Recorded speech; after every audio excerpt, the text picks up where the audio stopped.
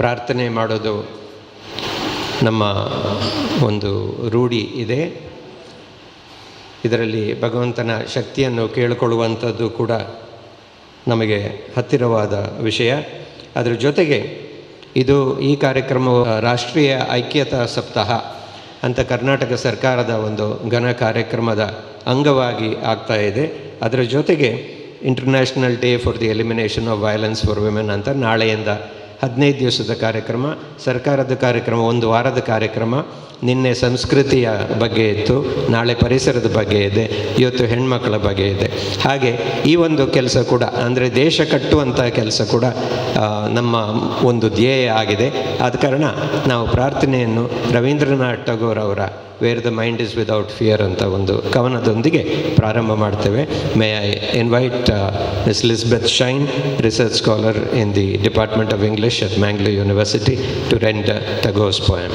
Mind is without fear and the head is held high, where knowledge is free, where the world has not been broken up into fragments by narrow domestic walls, where words come out from the depth of truth, where tireless striving stretches its arms towards perfection, where the clear stream of reason has not lost its way into a dreary desert sand of dead habit, where the mind is led forward by thee into ever-widening thought and action, into that heaven of freedom, my Father, let my country awake. ಕವನ ದೇಶ ಕಟ್ಟುವಂಥ ಕೆಲಸ, ದೇಶ ನಿರ್ಮಿಸುವಂಥ ಕೆಲಸ, ಇದರ ಬಗ್ಗೆ ಒಂದು ಕಲ್ಪನೆಯನ್ನು ಪ್ರಸ್ತುತಪಡಿಸ್ತಾರೆ. ಅದನ್ನು ನಾವೀಗ ಕೇಳಿದ್ದೇವೆ. ಅದು ನಮಗೆ ಇವತ್ತು ಭಾಳ ಪ್ರಸ್ತುತ ಅಂತ ಕಾಣಿಸ್ತಾ ಇದೆ. ಈಗ ನಮ್ಮ ಗಣ್ಯ ವ್ಯಕ್ತಿಯವರಿಗೆ ಒಂದು ಪ್ರೀತಿಪೂರ್ವಕವಾದ ಸ್ವಾಗತವನ್ನು ಬಯಸ್ತಾ ಇದ್ದೇವೆ. ಪ್ರಪ್ರಥಮವಾಗಿ ನಮ್ಮವರೇ ಆದ ಲಯನ್ ಪ್ರಸಾದ್ ರೈ ಕಲ್ಲಿಮಾರ್ ಅವರು, ನಮ್ಮ ಕುಲಸಚಿವರಾದ ಮಂಗಳೂರು ವಿಶ್ವವಿದ್ಯಾನಿಲಯದ ಕುಲಸಚಿವರಾದ ಪ್ರೊಫೆಸರ್ CK ಕಿಶೋರ್ ಕುಮಾರ್ ಅವರಿಗೆ ಪುಷ್ಪಗುಚ್ಛವನ್ನು ನೀಡಿ ಸ್ವಾಗತಿಸಬೇಕು ಅಂತ ಕೇಳ್ಕೊಳ್ತಾ ಇದ್ದೇನೆ. ಅದೇ ರೀತಿ ನಮ್ಮಲ್ಲಿ ಸಭೆಯಲ್ಲಿ director of student welfare Mangaluru university ಹಾಗೂ professor of English Mangaluru university professor Kishori Nayak K ಅವರಿದ್ದಾರೆ. ಅವರು ದಯವಿಟ್ಟು ವೇದಿಕೆಗೆ ಬಂದು ಕೊಣಾಜೆ ಪಂಚಾಯತ್ ಅಧ್ಯಕ್ಷರಾದ ಶ್ರೀಮತಿ ಚಂಚಲಾಕ್ಷಿ ಅವರಿಗೆ ಒಂದು ಹೂವನ್ನು ಕೊಡಬೇಕು ಅಂತ ಕೇಳ್ಕೊಳ್ತಾ ಇದ್ದೇನೆ. ಲಯನ್ಸ್ ಕ್ಲಬ್ ಮಂಗಳ ಗಂಗೋತ್ರಿ ಅಧ್ಯಕ್ಷರಾದ ಶ್ರೀಮತಿ ಅನುಸೂಯ ಆರ್ ಶೆಟ್ಟಿ ಅವರು ಇಲ್ಲಿದ್ದಾರೆ.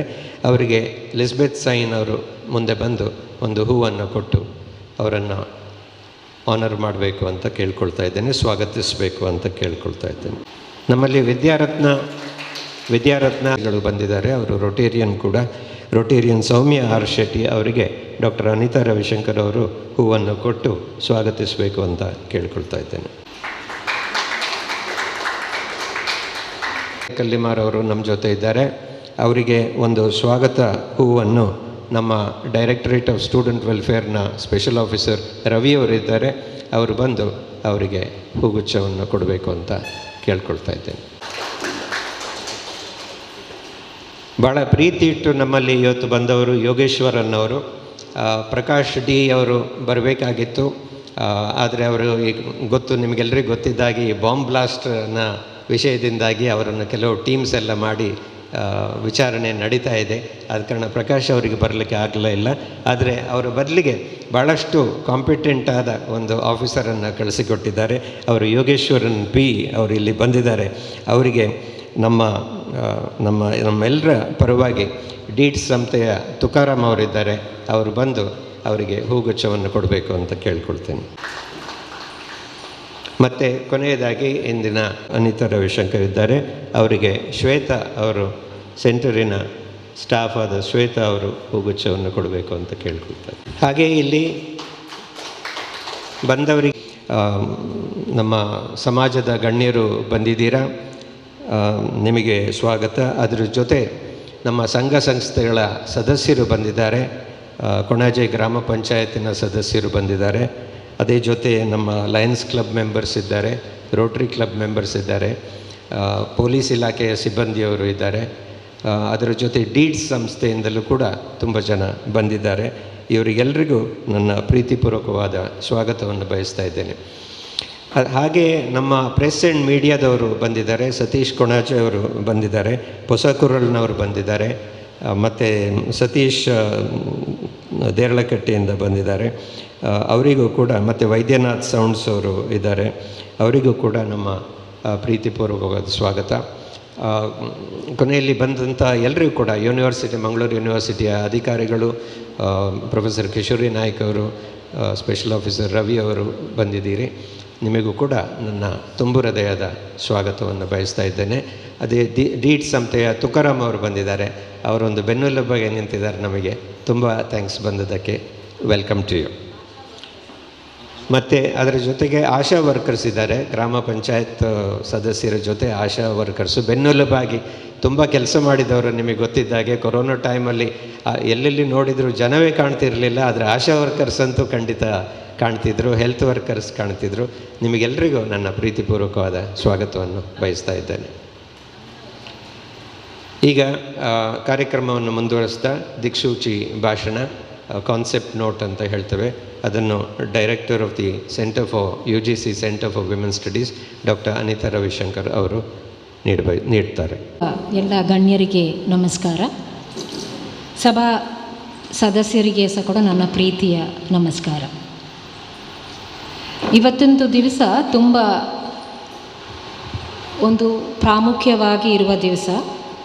ರೊಟೇರಿಯನ್ ರವಿಶಂಕರ್ ರಾವ್ ಅವರು ಹೇಳಿದ ಥರ ಇವತ್ತು ನಾವು ಬಂದದ್ದು ಒಂದು ರಾಷ್ಟ್ರೀಯ ಐಕ್ಯತಾ ಸಪ್ತಾಹದಲ್ಲಿ ಇವತ್ತನೇ ದಿವಸ ಒಂದು ಮಹಿಳಾ ದಿನ ಅಂತ ಆಚರಿಸಬೇಕು ಅಂತ ಗೌರ್ಮೆಂಟಿಂದ ಬಂದಿದೆ.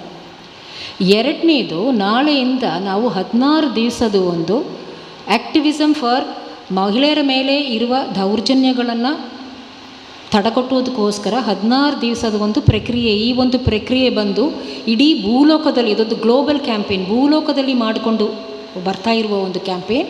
ಇದಲ್ಲದೆ ನಮ್ಮ ಭಾರತ ದೇಶದಲ್ಲಿ ಸಹ ಕೂಡ ಇದು ಬರ್ತಾ ಇದೆ. ಪ್ರತಿ ಯೂನಿವರ್ಸಿಟಿಗಳಲ್ಲಿ ಮಾಡ್ತಾ ಇದ್ದೀವಿ, ಪ್ರತಿ ಸಂಘ ಸಂಸ್ಥೆಗಳಲ್ಲಿ ಮಾಡ್ತಾ ಇರೋದು.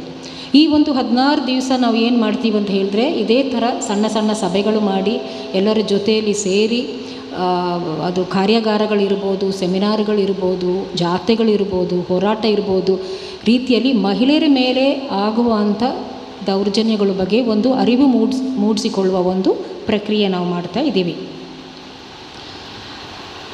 ಇದು ನಿಮಗೆ ಗೊತ್ತಾದ ಥರ, ನಾರ್ಮಲಿ ನಾವು ಮಹಿಳೆಯರ ಒಂದು ಇಶ್ಯೂ ಅಂತ ಹೇಳುವಾಗ, ಮಹಿಳೆಯರ ಮೇಲೆ ಇವತ್ತು ಸಹ ಕೂಡ ನಡೆಯೋದು ಮಹಿಳೆಯರ ಮೇಲೆ ಅಂತ ಹೇಳುವಾಗ ಹೆಚ್ಚಾಗಿ ಪುರುಷರು ಹೇಳ್ತಾರೆ ನಮಗೆ ಸಂಬಂಧಪಟ್ಟದಲ್ಲ ಅಂತ. ಮಹಿಳೆಯರದು ವಿಷಯ ಪುರುಷರಿಗೆ ಸಂಬಂಧಪಟ್ಟ ಅಲ್ಲ ಅಂತ ನಾವು ಹೆಚ್ಚಾಗಿರ್ತೀವಿ. ಬಟ್ ಅದು ಒಂದು ಥರ ತಪ್ಪು ಕಲ್ಪನೆ. ಮಹಿಳೆಯರ ವಿಷಯ ಪುರುಷರ ವಿಷಯ ಮಾತ್ರ ಅಲ್ಲ, ಸಮಾಜದ ವಿಷಯ ಸಹ ಕೂಡ. ಯಾಕಂದರೆ ನಮ್ಮ ದೇಶ ನಾವು ತಗೊಳ್ಳುವಾಗ 50% ಮಹಿಳೆಯರಿದ್ದಾರೆ. ಈ ಮಹಿಳೆಯರ ಸ್ಥಿತಿಗತಿ ನಾವು ನೋಡುವಾಗ ನಾವು ಎಲ್ಲಿ ಒಂದು ದೇಶ ಇದ್ದೀವಿ ಅಂತ ಗೊತ್ತಾಗುತ್ತೆ. ಒಂದು ದೇಶ ಅಭಿವೃದ್ಧಿ ಪಡಬೇಕಾದ್ರೆ ಅದರದ್ದು ಎಲ್ಲರೂ ಮಹಿಳೆಯರು, ಪುರುಷರು, ಮಂಗಳಮುಖಿಗಳು, ಅಲ್ಪಸಂಖ್ಯಾತರು ಎಲ್ಲರೂ ಜೊತೆಯಲ್ಲಿ ಹೋದರೆ ಮಾತ್ರ ಒಂದು ಅಭಿವೃದ್ಧಿ ಪಡೋದಕ್ಕೆ ಸಾಧ್ಯ, ಒಂದು ದೇಶವನ್ನು ಕಟ್ಟೋದಕ್ಕೆ ಸಾಧ್ಯ. ದೇಶ ಕಟ್ಟೋದು ಬಹಳ ಮುಖ್ಯ. ಈ ದೇಶ ಕಟ್ಟುವ ಪ್ರಕ್ರಿಯೆಯಲ್ಲಿ ಲಿಂಗತ್ವ ಸಮಾನತೆಯದು ದೊಡ್ಡ ಪಾತ್ರ ವಹಿಸ್ತದೆ. ಲಿಂಗತ್ವ ಸಮಾನತೆ ಬಗ್ಗೆ ನಾವು ಮಾತಾಡುವಾಗ ಖಾಲಿ ಮಹಿಳೆಯರ ಬಗ್ಗೆ ಮಾತ್ರ ಅಲ್ಲ ನಾವು ಮಾತಾಡೋದು, ಪುರುಷರ ಬಗ್ಗೆ ಸಹ ಕೂಡ ನಾವು ಮಾತಾಡ್ತೀವಿ, ಎಲ್ಲರ ಬಗ್ಗೆ ಸಹ ಕೂಡ ಮಾತಾಡ್ತೀವಿ. ನಾವು ಎಲ್ಲರಿಗೂ ಸಮಾನತೆ ಇದೆಯಾ, ಎಲ್ಲರಿಗೂ ಇರುವ ಸಂಪನ್ಮೂಲವನ್ನು ಎಲ್ಲರಿಗೂ ಸಿಗ್ತಾ ಇದೆಯಾ ಅಂತ ಸಹ ಕೂಡ ನಾವು ನೋಡಬೇಕಾಗುತ್ತೆ. ಇದರಿಂದ ನಾವು ಮಹಿಳೆಯರ ಬಗ್ಗೆ ಮಾತಾಡುವಾಗ ಖಾಲಿ ಇದು ಮಹಿಳೆಯರ ವಿಷಯ ಅಲ್ಲ, ಪುರುಷರು ಸಹ ಕೂಡ ಭಾಗವಹಿಸಿದರೆ ಮಾತ್ರ ಒಂದು ಲಿಂಗತ್ವ ಸಮಾನತೆ ಸಿಕ್ಕೋದಕ್ಕೆ ಸಾಧ್ಯ ಇದೆ. ಲಿಂಗತ್ವ ಸಮಾನತೆ ಒಂದು ದೇಶದ ಅಭಿವೃದ್ಧಿಗೆ ಬಹಳ ಮುಖ್ಯ. ಒಂದು ದೇಶದ ಅಭಿವೃದ್ಧಿ ಬಗ್ಗೆ ನಾವು ಮಾತಾಡುವಾಗ ಲಿಂಗತ್ವ ಸಮಾನತೆ ಇದ್ದರೆ ಮಾತ್ರ ದೇಶದ ಅಭಿವೃದ್ಧಿಗೆ ಸಾಧ್ಯ ಇದೆ. ಬಟ್ ನಾವು ಇವತ್ತು ಏನು ಕಂಡು ಬರ್ತಾ ಇದೆ, ಮಹಿಳೆಯರ ಮೇಲೆ ತುಂಬ ದೌರ್ಜನ್ಯಗಳು ನಾವು ದಿನ ಪೇಪರ್ ತೆಗೆದು ಓದುವಾಗ ನಮಗೆ ಗೊತ್ತಿದೆ, ಅದು ನಾನು ಹೇಳೋದಕ್ಕೆ ಇಷ್ಟಪಡ್ತಾ ಇಲ್ಲ, ತುಂಬ ದುಃಖದವಾಗಿ ಇರುವ ಒಂದು ವಿಚಾರ. ಬಟ್ ನಮ್ಮ ಒಂದು ಆಶೆ ಏನಿದೆ ಅಂತ ಹೇಳಿದರೆ, ದೇಶ ಒಂದು ಕಡೆ ಅಭಿವೃದ್ಧಿ ಪಡೆಯುವಾಗ ಇದು ಸಹ ಕೂಡ ಮಹಿಳೆಯರ ಮೇಲೆ ಇರುವ ದೌರ್ಜನ್ಯಗಳು, ಅಲ್ಪಸಂಖ್ಯಾತರ ಮೇಲೆ ಇರುವ ದೌರ್ಜನ್ಯಗಳು, ಸಂಖ್ಯಾತರಂತ ಹೇಳುವಾಗ ಎಲ್ಲ ರೀತಿಯಲ್ಲಿ ಇರುವ ಅಲ್ಪಸಂಖ್ಯಾತರು, ದಲಿತರು ಇರ್ಬೋದು, SC ST ಇರ್ಬೋದು, ಟ್ರಾನ್ಸ್ಜೆಂಡರ್ಸ್ ಇರ್ಬೋದು, ಎಲ್ಲರ ರೀತಿಯಲ್ಲಿ ಇರುವ, ಎಲ್ಲರ ಮೇಲೆ ಇರುವ ದೌರ್ಜನ್ಯಗಳು ಸಹ ಕೂಡ ಕಡಿಮೆ ಆಗಬೇಕು ಅಂತ ನಾವು ಎನಿಸೋದು. ಯಾಕಂದರೆ ನಾನು ಹೇಳಿದ್ರೆ, ಒಂದು ಕಡೆ ನಾವು ಆರ್ಥಿಕವಾಗಿ ತುಂಬ ಮೇಲೆ ಹೋಗ್ತಾ ಇದ್ದೀವಿ, ನಾವು ಮೇಕ್ ಇನ್ ಇಂಡಿಯಾ ಅಂತ ಹೇಳ್ಕೊಂಡು ಹೋಗ್ತಾ ಇದ್ದೀವಿ. ಬಟ್ ಮಹಿಳೆಯರ ಸ್ಥಾನಮಾನ ನಾವು ನೋಡುವಾಗ ತುಂಬ ಬೇಜಾರಾಗ್ತಾ ಇದೆ. ಇದನ್ನು ನಮಗೆ ತಡೆಗಟ್ಟಲಿಕ್ಕೆ ಆಗುತ್ತಾ, ನಿಲ್ಲಿಸಲಿಕ್ಕೆ ಆಗುತ್ತಾ? ಖಂಡಿತವಾಗಿ ಆಗುತ್ತೆ. ಬಟ್ ಆದರೆ ಪ್ರತಿಯೊಬ್ಬರು ನಾವು ಮನಸ್ಸಿಟ್ಕೊಳ್ಬೇಕು, ಇದು ಯಾರ್ದು ಒಬ್ರದ್ದು ಜವಾಬ್ದಾರಿ ಅಲ್ಲ, ಪೊಲೀಸ್ ಅವ್ರದ್ದು ಜವಾಬ್ದಾರಿ ಅಲ್ಲ. ಅಂದರೆ ಅವ್ರಿಗೆ ಜವಾಬ್ದಾರಿಗಳಿದೆ, ಶೈಕ್ಷಣಿಕ ಕ್ಷೇತ್ರದ ಜವಾಬ್ದಾರಿ ಅಲ್ಲ, ಅವ್ರಿಗೂ ಇದೆ. ಬಟ್ ಕೇವಲ ಅವ್ರದ್ದು ಮಾತ್ರ ಅಲ್ಲ, ಇದು ಎಲ್ಲರೂ ಒಟ್ಟು ಸೇರಿ ನಾವು ಜೊತೆಯಲ್ಲಿ ಒಂದು ಮನಸ್ಸು ಮಾಡಿಕೊಂಡಿದ್ದರೆ ಮಾತ್ರ ಈ ಒಂದು ಒಂದು ಒಂದು ಲಿಂಗತ್ವ ಸಮಾನತೆ ಅಂತ ಹೇಳೋದು ನಮಗೆ ಪಡಲಿಕ್ಕೆ ಸಾಧ್ಯ ಇದೆ. ಈಗ ನಾವು ಒಂದು ದೇಶದ ಅಭಿವೃದ್ಧಿ ಆಗಿದೆಯಾ ಇಲ್ವಾ ಅಂತ ನಮಗೆ ಹೇಗೆ ಗೊತ್ತಾಗೋದು? ಒಂದು ದೇಶದ ಅಭಿವೃದ್ಧಿ ಆಗಿದೆಯಾ ಇಲ್ವಾ ಅಂತ ಹೇಗೆ ಗೊತ್ತಾಗೋದು ಅಂತ ಹೇಳಿದ್ರೆ, ಅದಕ್ಕೆ ಒಂದು ಸೂಚಕಗಳಿರ್ತದೆ, ಇಂಡಿಕೇಟರ್ಸ್ ಅಂತ ನಾವು ಹೇಳ್ತೀವಿ. ಒಂದು ಸೂಚಕ ಬಂದು ಸೆಕ್ಸ್ ರೇಷಿಯೋ ಅಲ್ವಾ. ಸೆಕ್ಸ್ ರೇಷಿಯೋ ಅಂತ ಹೇಳೋದೇನು? ಲಿಂಗ ಅನುಪಾತ ಅಂತ.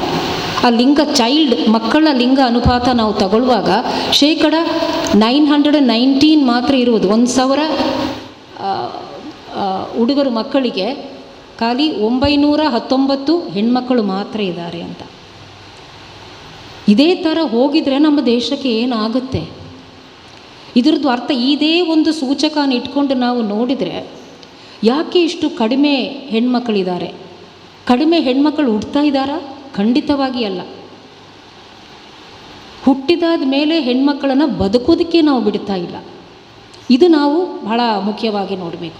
ನಮಗೇನೆ ಗೊತ್ತಾಗುತ್ತೆ, ಭ್ರೂಣ ಹತ್ಯೆ ಇದ್ದರೆ ಒಂದು ಕಡೆ, ಹೆಣ್ಮಕ್ಕಳ ಹತ್ಯೆ ಇದೆ, ಹೆಣ್ಮಕ್ಕಳು ಹುಟ್ಟಿದಾದ ಮೇಲೆ ನಾವು ಅವರಿಗೆ, ಇದು ನಾನು ಸುಮ್ಮನೆ ಮಾತಾಡ್ತಾ ಇಲ್ಲ, ನಮ್ಮ ಸಂಶೋಧನೆಯಿಂದ ಬರುವಂಥ ಮಾಹಿತಿಗಳು.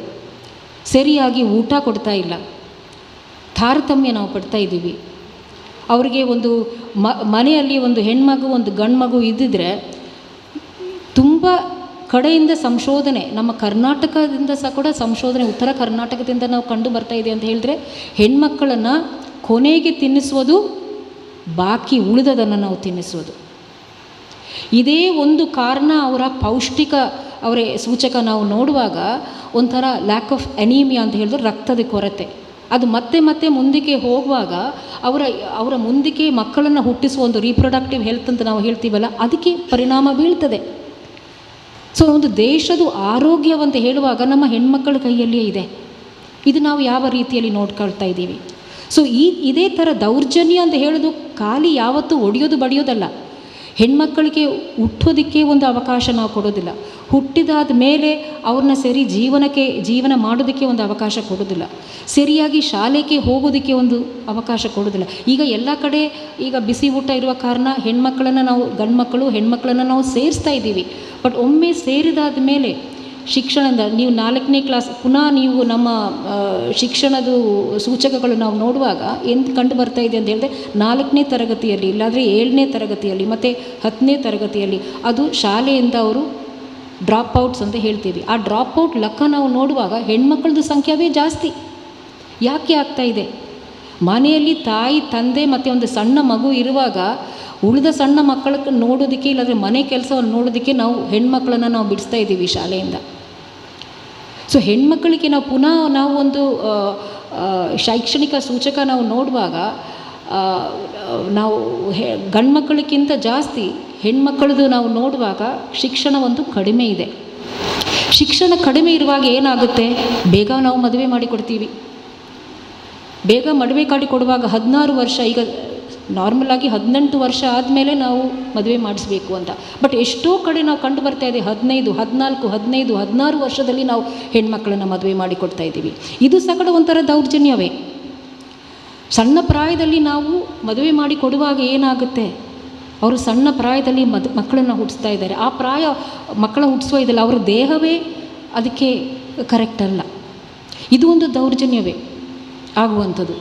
ಸೊ ನಾವು ಹೆಚ್ಚಾಗಿ ಆದಮೇಲೆ ವರದಕ್ಷಿಣೆದು ಮತ್ತು ಅತ್ಯಾಚಾರಗಳು ಆಗೋದು, ಇದೆಲ್ಲ ನಾವು ಹೆಚ್ಚಾಗಿ ನಾವು ಕಂಡು ಬಂದರೆ, ಇದನ್ನು ನಾವು ಮಾತಾಡ್ತಾ ಹೋಗ್ಬೋದು. ಬಟ್ ಕಂಡು ಬಂದರೆ ಕುಟುಂಬದಲ್ಲಿ ಆಗುವಂಥ ಮಹಿಳೆಯರ ಮೇಲೆ ಇರುವ ದೌರ್ಜನ್ಯಗಳು ಜಾಸ್ತಿ ಇದೆ. ಅದು ನಮ್ಮ ಕುಟುಂಬಗಳಲ್ಲಿ ನಮ್ಮ ತಡೆಗಟ್ಟಲಿಕ್ಕೆ ಆಗುತ್ತಾ? ಖಂಡಿತವಾಗಿ ಆಗೋದಕ್ಕೆ ಸಾಧ್ಯ ಇದೆ. ನಾವು ಒಂದು ಗಳಿಗೆಗೆ ನಾವು ನಮ್ಮ ಕುಟುಂಬ ಬಗ್ಗೆ, ನಮ್ಮ ಜೀವನ ಬಗ್ಗೆ ನಾವು ಎನಿಸಿದರೆ, ನಾವು ಯಾವ ರೀತಿಯಲ್ಲಿ ನಾವು ಸಾಮಾಜೀಕರಣವನ್ನು ನಾವು ಮಾಡ್ತೀವಿ, ಸೋಷಲೈಸೇಷನ್ ಅಂತ ನಾವು ಇಂಗ್ಲೀಷಲ್ಲಿ ಹೇಳ್ತೀವಿ, ಬಟ್ ಸಾಮಾಜೀಕರಣ ಅಂತ ನಾವು ಕನ್ನಡದಲ್ಲಿ ಹೇಳ್ತೀವಿ. ಅಂತ ಹೇಳಿದ್ರೆ ನಾವು ಹೇಳಿಕೊಡೋದು ಮಕ್ಕಳಿಗೆ, ಹುಟ್ಟಿದ ದಿವಸದಿಂದ ನಾವು ಸಾಯುವ ತನಕ ಈ ಒಂದು ಪ್ರಕ್ರಿಯೆ ಯಾವತ್ತೂ ನಮ್ಮ ಜೊತೆಯಲ್ಲಿದೆ, ಸಾಮಾಜೀಕರಣ ಅಂತ. ಒಂದು ಸಮಾಜದಲ್ಲಿ ಹುಟ್ಟಿದಾದ ಮೇಲೆ ಯಾವ ರೀತಿಯಲ್ಲಿ ನಾವು ತೊಡಗಿಸ್ಕೊಳ್ಬೇಕು ಅಂತ ಹೇಳೋದು ಸಾಮಾಜೀಕರಣ.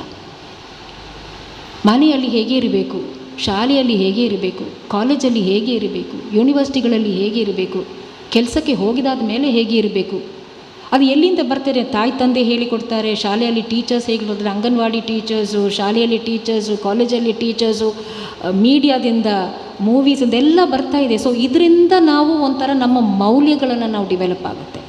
ಸೊ ಕುಟುಂಬದಲ್ಲಿ ನಮಗೆ ಸಾಧ್ಯವೇ ನಮ್ಮ ಹೆಣ್ಮಕ್ಕಳನ್ನು ಗಂಡು ಮಕ್ಕಳಿಗೆ ಒಂದೇ ರೀತಿಯಲ್ಲಿ ನಾವು ಬೆಳೆಸಲಿಕ್ಕೆ ಸಾಧ್ಯವೇ? ಖಂಡಿತವಾಗಿ ಸಾಧ್ಯ ಇದೆ. ಕುಟುಂಬದಲ್ಲಿ ನಾವು ನಮ್ಮ ಗಂಡು ಮಕ್ಕಳಿಗೆ, ನಮ್ಮ ಹೆಣ್ಮಕ್ಕಳು, ನಮ್ಮ ತಂಗಿಯರಿರ್ಬೋದು, ಅಕ್ಕಂತರಿರ್ಬೋದು, ತಾಯಿ ಇರ್ಬೋದು, ಅವ್ರಿಗೆ ಮರ್ಯಾದೆ ಕೊಡಬೇಕು, ರೆಸ್ಪೆಕ್ಟ್ ಕೊಡಬೇಕು ಅಂತ ನಾವು ಫಸ್ಟ್ ಬೆಳೆಸಲಿಕ್ಕೆ ನಾವು ಕಲಿಬೇಕು. ಹೆಣ್ಮಕ್ಕಳಿಗೆ ಮಾತ್ರ ಅಲ್ಲ ಪ್ರತಿ ಸತಿ ನಾವು ಹೇಳೋದು, ಗಂಡು ಮಕ್ಕಳಿಗೆ ಸಹ ಕೂಡ ನಾವು ಸಾಮಾಜೀಕರಣ, ಒಂದು ಥರ ರೀಸೋಷಲೈಸೇಷನ್, ಪುನಃ ನಾವು ಸಾಮಾಜೀಕರಣ ಮಾಡಬೇಕಾಗುತ್ತೆ. ಯಾಕಂದರೆ ಕಾನೂನುಗಳು ನಮ್ಮ ದೇಶದಲ್ಲಿ ಇದೆ, ಬಟ್ ಆ ಕಾನೂನುಗಳು ವರ್ಕ್ ಮಾಡಬೇಕಾದ್ರೆ ನಮ್ಮ ಒಂದು ಆ್ಯಟಿಟ್ಯೂಡ್ಸ್ ಇದೆಯಲ್ಲ, ನಮ್ಮ ಮನಸ್ಸು ಒಳಗಡೆ ಇರುವ ಒಂಥರ ವಿಚಾರಗಳು, ಅದನ್ನು ಬದಲಾವಣೆ ಮಾಡಬೇಕಾಗುತ್ತೆ. ಈಗ ನಾವು ಬಹುಶಃ ಕಂಡು ಬರ್ಬೋದು, ಹೆಚ್ಚೆಚ್ಚು ಮಹಿಳೆಯರು ನಮ್ಮ ಯೂನಿವರ್ಸಿಟಿಯಲ್ಲಿ ಸಹ ಕೂಡ ಕಾಣ್ಬೋದು, ಮಹಿಳೆಯರು ಯೂನಿವರ್ಸಿಟಿಗೆ ಬರ್ತಾ ಇದ್ದಾರೆ, ಬೇರೆ ಬೇರೆ ಸಂಸ್ಥೆಗಳಿಗೆ ಸಹ ಕೂಡ ತುಂಬ ಹೆಣ್ಮಕ್ಳು ಈಗ ಹೊರಗೆ ಹೋಗಿ ಕೆಲಸ ಮಾಡ್ತಾ ಇದ್ದಾರೆ. ಬಟ್ ಆ ಕೆಲಸ ಮಾಡೋದಕ್ಕೆ ಒಂದು ಅವಕಾಶ ನಾವು ಕೊಡ್ತಾ ಇದ್ದೀವಿ. ಎಷ್ಟು ಸಂಸ್ಥೆಗಳಲ್ಲಿ ಈ ಆಂತರಿಕ ಕಮಿಟಿ ಇದೆ, ಲೈಂಗಿಕ ಕಿರುಕುಳ ತಡೆಕೊಳ್ಳೋದಕ್ಕೆ ಒಂದು ಸಂಸ್ಥೆಯಲ್ಲಿ, ಎಷ್ಟು ಸಂಸ್ಥೆಗಳಲ್ಲಿ ಈ ಒಂದು ಆಂತರಿಕ ಕಮಿಟಿ ಇದೆ. ಅಕಸ್ಮಾತ್ ಆಂತರಿಕ ಕಮಿಟಿ ಇದ್ದರೆ ಅದು ಚೆನ್ನಾಗಿ ಕೆಲಸ ಮಾಡ್ತದ, ಅವ್ರಿಗೆ ಅವರವರ ಡ್ಯೂಟೀಸ್ ಗೊತ್ತಿದೆಯಾ?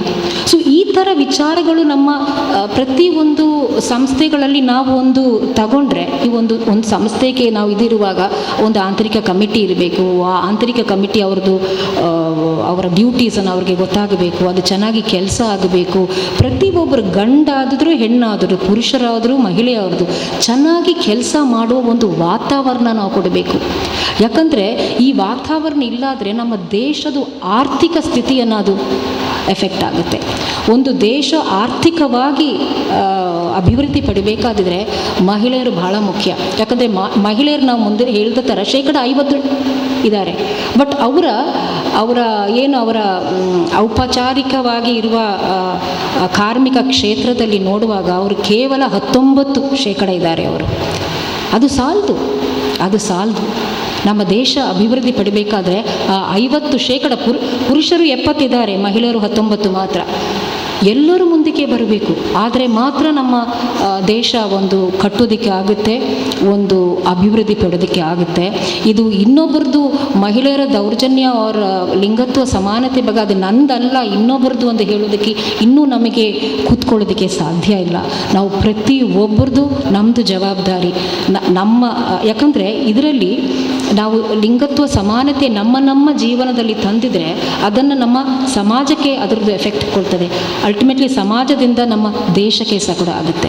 ಪೊಲೀಸ್ ಅವರು ಇದ್ದಾರೆ, ಕಾನೂನು ಅವರಿದ್ದಾರೆ, ಎಲ್ಲ ಇದ್ದಾರೆ. ಬಟ್ ಅದ್ರ ಜೊತೆಯಲ್ಲಿ ನಾವು ಸಹ ಕೂಡ ನಮ್ಮ ಕ್ಷೇತ್ರದಲ್ಲಿ ನಾವು ತಾಯಿ ತಂದೆ ಇರ್ಬೋದು, ನಾವು ಅಂಗನವಾಡಿ ಟೀಚರ್ಸ್ ಇರ್ಬೋದು, ಆಶಾ ಕಾರ್ಯಕರ್ತರು ಇರ್ಬೋದು, ಕಾಲೇಜ್ ಟೀಚರ್ಸ್ ಇರ್ಬೋದು, ಪ್ರಿನ್ಸಿಪಲ್ಸ್ ಇರ್ಬೋದು, ವೈಸ್ ಚಾನ್ಸಲರ್ಸ್ ಇರ್ಬೋದು, ರೋಟರಿ ಕ್ಲಬ್ಸ್ ಇರ್ಬೋದು, ನಮ್ಮ ಕ್ಷೇತ್ರದಲ್ಲಿ ನಾವು ಯಾವ ರೀತಿಯಲ್ಲಿ ಪುರುಷರು ಮಹಿಳೆಯರು ಮಧ್ಯದಲ್ಲಿ ಒಂದು ಸಮಾನತೆ ತರುವುದಕ್ಕೆ ನಾವು ಹುಡುಕಿದರೆ ಖಂಡಿತವಾಗಿ ಸಿಗ್ತದೆ.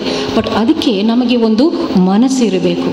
ನಮಗೆ ಒಂದು ಮನಸ್ಸು ಇರಬೇಕು, ನಮಗೆ ಒಂದು ಒಂದು ಒಂದು ನಮ್ಮ ಒಳಗಡೆನೇ ನಾವೊಂದು ದೃಢತನೆ ತಗೊಳ್ಳಿಕ್ಕೆ ಆಗುತ್ತೆ. ಅಂಥದ್ದಾದಿದ್ರೆ ನಾವೊಂದು ಇಲ್ಲಾದರೆ ಖಾಲಿ ನಾವು ವೇದಿಕೆಯಲ್ಲಿ ಮಾತ್ರ ಮಾತಾಡೋ ಥರ ಆಗುತ್ತೆ.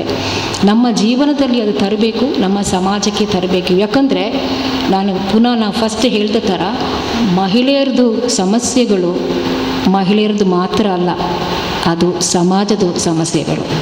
ಧನ್ಯವಾದಗಳು. ಈ ಭಾಷಣ ಮಾಡಿದ ಡಾಕ್ಟರ್ ಅನಿತಾ ರವಿಶಂಕರ್ ಅವರು ಇವತ್ತಿನ ಮಹಿಳಾ ದಿನ, ಈ ಸಪ್ತಾಹದ ರಾಷ್ಟ್ರೀಯ ಐಕ್ಯತಾ ಸಪ್ತಾಹದ ಅಂಗವಾಗಿ ನಡೆಯುತ್ತಿರುವ ಮಹಿಳಾ ದಿನ ಹಾಗೂ international day for elimination of gender violence against women, ಅಂದರೆ ರಾಷ್ಟ್ರ ನಿರ್ಮಾಣ ಹಾಗೂ ಮಹಿಳೆಯರ ಮೇಲಿನ ದೌರ್ಜನ್ಯ ನಿವಾರಣೆ, ಇದರ ಬಗ್ಗೆ ಜಾಗೃತಿ ಮೂಡಿಸುವಂತಹ ದಿಕ್ಸೂಚಿ ಭಾಷಣ ಮಾಡಿರ್ತಾರೆ. ಅವರಿಗೆ ನನ್ನ ಧನ್ಯವಾದಗಳು. ಅದರ ಜೊತೆಗೆ ಇವತ್ತು ನಮ್ಮ ಜೊತೆ ಈಗ ತಾನೇ ಭಾಳ ವಿಶೇಷವಾಗಿ ನಮ್ಮ ಜೊತೆ ಸೇರಿಕೊಂಡಿದ್ದಾರೆ ಪ್ರೊಫೆಸರ್ ಸಬಿಹಾ ಭೂಮಿಗೌಡ ಅವರು. ಅವರು ವಿಶ್ರಾಂತ ಕುಲಪತಿಗಳು, ಕರ್ನಾಟಕ ಸ್ಟೇಟ್ ಅಕ್ಕಮಹಾದೇವಿ ವಿಮೆನ್ಸ್ ಯೂನಿವರ್ಸಿಟಿಯ ವಿಶ್ರಾಂತ ಕುಲಪತಿಗಳು. ಅವರಿಗೆ ನಮ್ಮೆಲ್ಲರ ಪರವಾಗಿ ತುಂಬು ಹೃದಯದ ಸ್ವಾಗತವನ್ನು ಬಯಸ್ತಾ ಇದ್ದೇನೆ. ಇನ್ನೊಂದು ಮಾತು ಹೇಳಿದರೆ ಡಾಕ್ಟರ್ ಅನಿತಾ ರವಿಶಂಕರ್ ಅವರೊಟ್ಟಿಗೆ ಒಂದು ಬೆನ್ನೆಲುಬಾಗಿ ಬಂದಿದ್ದಾರೆ ಪ್ರೊಫೆಸರ್ ಕಿಶೋರಿ ನಾಯಕ್ ಹಾಗೂ ಪ್ರೊಫೆಸರ್ ಸಬಿಹಾ ಭೂಮಿಗೌಡ ಅವರು ಕೂಡ. ಯಾಕಂದರೆ ಇವರಿಬ್ಬರು ಕೂಡ ಸೆಂಟರ್ ಫಾರ್ ವಿಮೆನ್ ಸ್ಟಡೀಸ್ನ ಮೊದಲು ಫೌಂಡರ್ ಡೈರೆಕ್ಟರ್ ಮತ್ತು ನಂತರದ ಡೈರೆಕ್ಟರ್ ಆಗಿ ಕೆಲಸ ಮಾಡಿದವರು. ಆದ ಕಾರಣ ಇದೊಂದು ಭಾಳ ವಿಶೇಷ, 3 ಜನ ಡೈರೆಕ್ಟರ್ಸ್ ಒಟ್ಟಿಗೆ ಬರುವಂತಹ ಸಮಾವೇಶ ಆಗಿದೆ ಇಲ್ಲಿ ಅಂತ ಪ್ರೀತಿಯಿಂದ ಹೇಳ್ತಾ ಮುಂದಿನ ಕಾರ್ಯಕ್ರಮಕ್ಕೆ ಹೋಗೋಣ. ನಮ್ಮ ಜೊತೆ ಕೈಕೊಟ್ಟು ಕೆಲಸ ಮಾಡಿದವರು ನಮ್ಮ ಕೊಣಾಜೆ ವಿಲೇಜ್ ಪಂಚಾಯತು, ಗ್ರಾಮ ಪಂಚಾಯತು, ಅದರ ಅಧ್ಯಕ್ಷರು ಇಲ್ಲಿ ಬಂದಿದ್ದಾರೆ, ಶ್ರೀಮತಿ ಚಂಚಲಾಕ್ಷಿ ಅವರು. ಮೊದಲು ಮಂಗಳೂರು ಯೂನಿವರ್ಸಿಟಿಯಲ್ಲಿ ಇದ್ದರು, ಈಗ ಸಮಾಜ ಕಾರ್ಯದಲ್ಲಿ ತಮ್ಮನ್ನು ಸಂಪೂರ್ಣವಾಗಿ ತೊಡಗಿಸಿಕೊಂಡಿದ್ದಾರೆ. ಅವರು ಮತ್ತೆ ಭಾಳ ಅವರ ಜೀವನವನ್ನು ನೋಡಿದರೆ ತುಂಬ ಒಂದು ಕಷ್ಟದಲ್ಲಿ ಅವರು ಮೇಲೆ ಬಂದು ಸುಲಭದಲ್ಲಿ ಅವರು ಈ ಒಂದು ಹುದ್ದೆವರೆಗೆ ಬರಲಿಲ್ಲ. ತುಂಬ ಕಷ್ಟದಲ್ಲಿ ತುಂಬ ಕಷ್ಟಪಟ್ಟು ಅವರು ಮೇಲೆ ಬಂದಿದ್ದಾರೆ. ಅಂತಹ ಸರ್ವೈವರ್ಸ್ ಅಂತ ನಾವು ಸೆಂಟ್ರಲ್ಲಿ ಏನು ಹೇಳ್ತೇವೆ, ಸರ್ವೈವರ್ಸ್ ಭಾಳ ಮುಖ್ಯ ನಮಗೆ.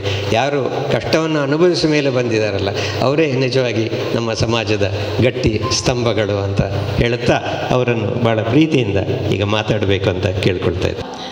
ಇವತ್ತಿನ ಕಾರ್ಯಕ್ರಮ ಮಹಿಳೆಯರ ಮೇಲಿನ ದೌರ್ಜನ್ಯ. ಈ ಮಹಿಳೆಯರ ಮೇಲಿನ ದೌರ್ಜನ್ಯವು ಯಾವೆಲ್ಲ ಕ್ಷೇತ್ರದಲ್ಲಿ ಆಗ್ತದೆ, ಯಾವೆಲ್ಲ ರೀತಿಯಲ್ಲಿ ಆಗ್ತದೆ ಅಂತ ನಾವೆಲ್ಲರೂ ಸಹ ಒಂದು ಕಣ್ಣಾರೆ ನೋಡ್ತಾ ಇದ್ದೇವೆ. ಮಹಿಳೆಯರಿಗೆ ಶಿಕ್ಷಣ ಕೇಂದ್ರದಲ್ಲಿ ಆಗಿರ್ಬೋದು, ಸಾಮಾಜಿಕ ನೆಲೆಯಲ್ಲಿ ಆಗಿರ್ಬೋದು, ಅಥವಾ ವೃತ್ತಿ ಕ್ಷೇತ್ರದಲ್ಲಿ ಆಗಿರ್ಬೋದು, ಅಥವಾ ರಾಜಕೀಯ ಜೀವನದಲ್ಲಿ ಕೂಡ ಆಗಿರ್ಬೋದು, ಯಾವುದೇ ಒಂದು ಮಹಿಳೆಗೆ ಪೂರ್ಣ ಪ್ರಮಾಣದ ಸಹಕಾರ ಇನ್ನೂ ಸಿಗಲಿಲ್ಲ ಅಂತ ನಾನು ಹೇಳಲಿಕ್ಕೆ ಇಚ್ಛೆ ಪಡ್ತೇನೆ. 50% ಮೀಸಲಾತಿ ಕೊಟ್ಟಿದ್ದಾರೆ.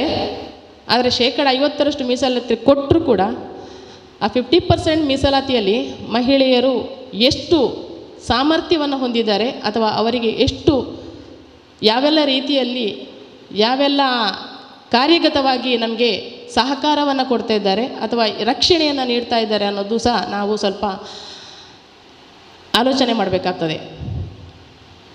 ಮಹಿಳೆಯರಿಗೆ ಪೂರ್ಣ ಪ್ರಮಾಣದ ಸಹಕಾರವನ್ನು ನಮ್ಮ ಸಮಾಜವು ಕೊಡಬೇಕು. ಈಗಿನ ಕಾಲದಲ್ಲಿ, ಈಗಿನ ಸಂದರ್ಭದಲ್ಲಿ ಹೆಚ್ಚಾಗಿ ಕೇಳಿ ಬರುವಂಥದ್ದು ಈ ಶಾಲೆಗೆ ಹೋಗುವ ಮಕ್ಕಳು ಹೆಚ್ಚು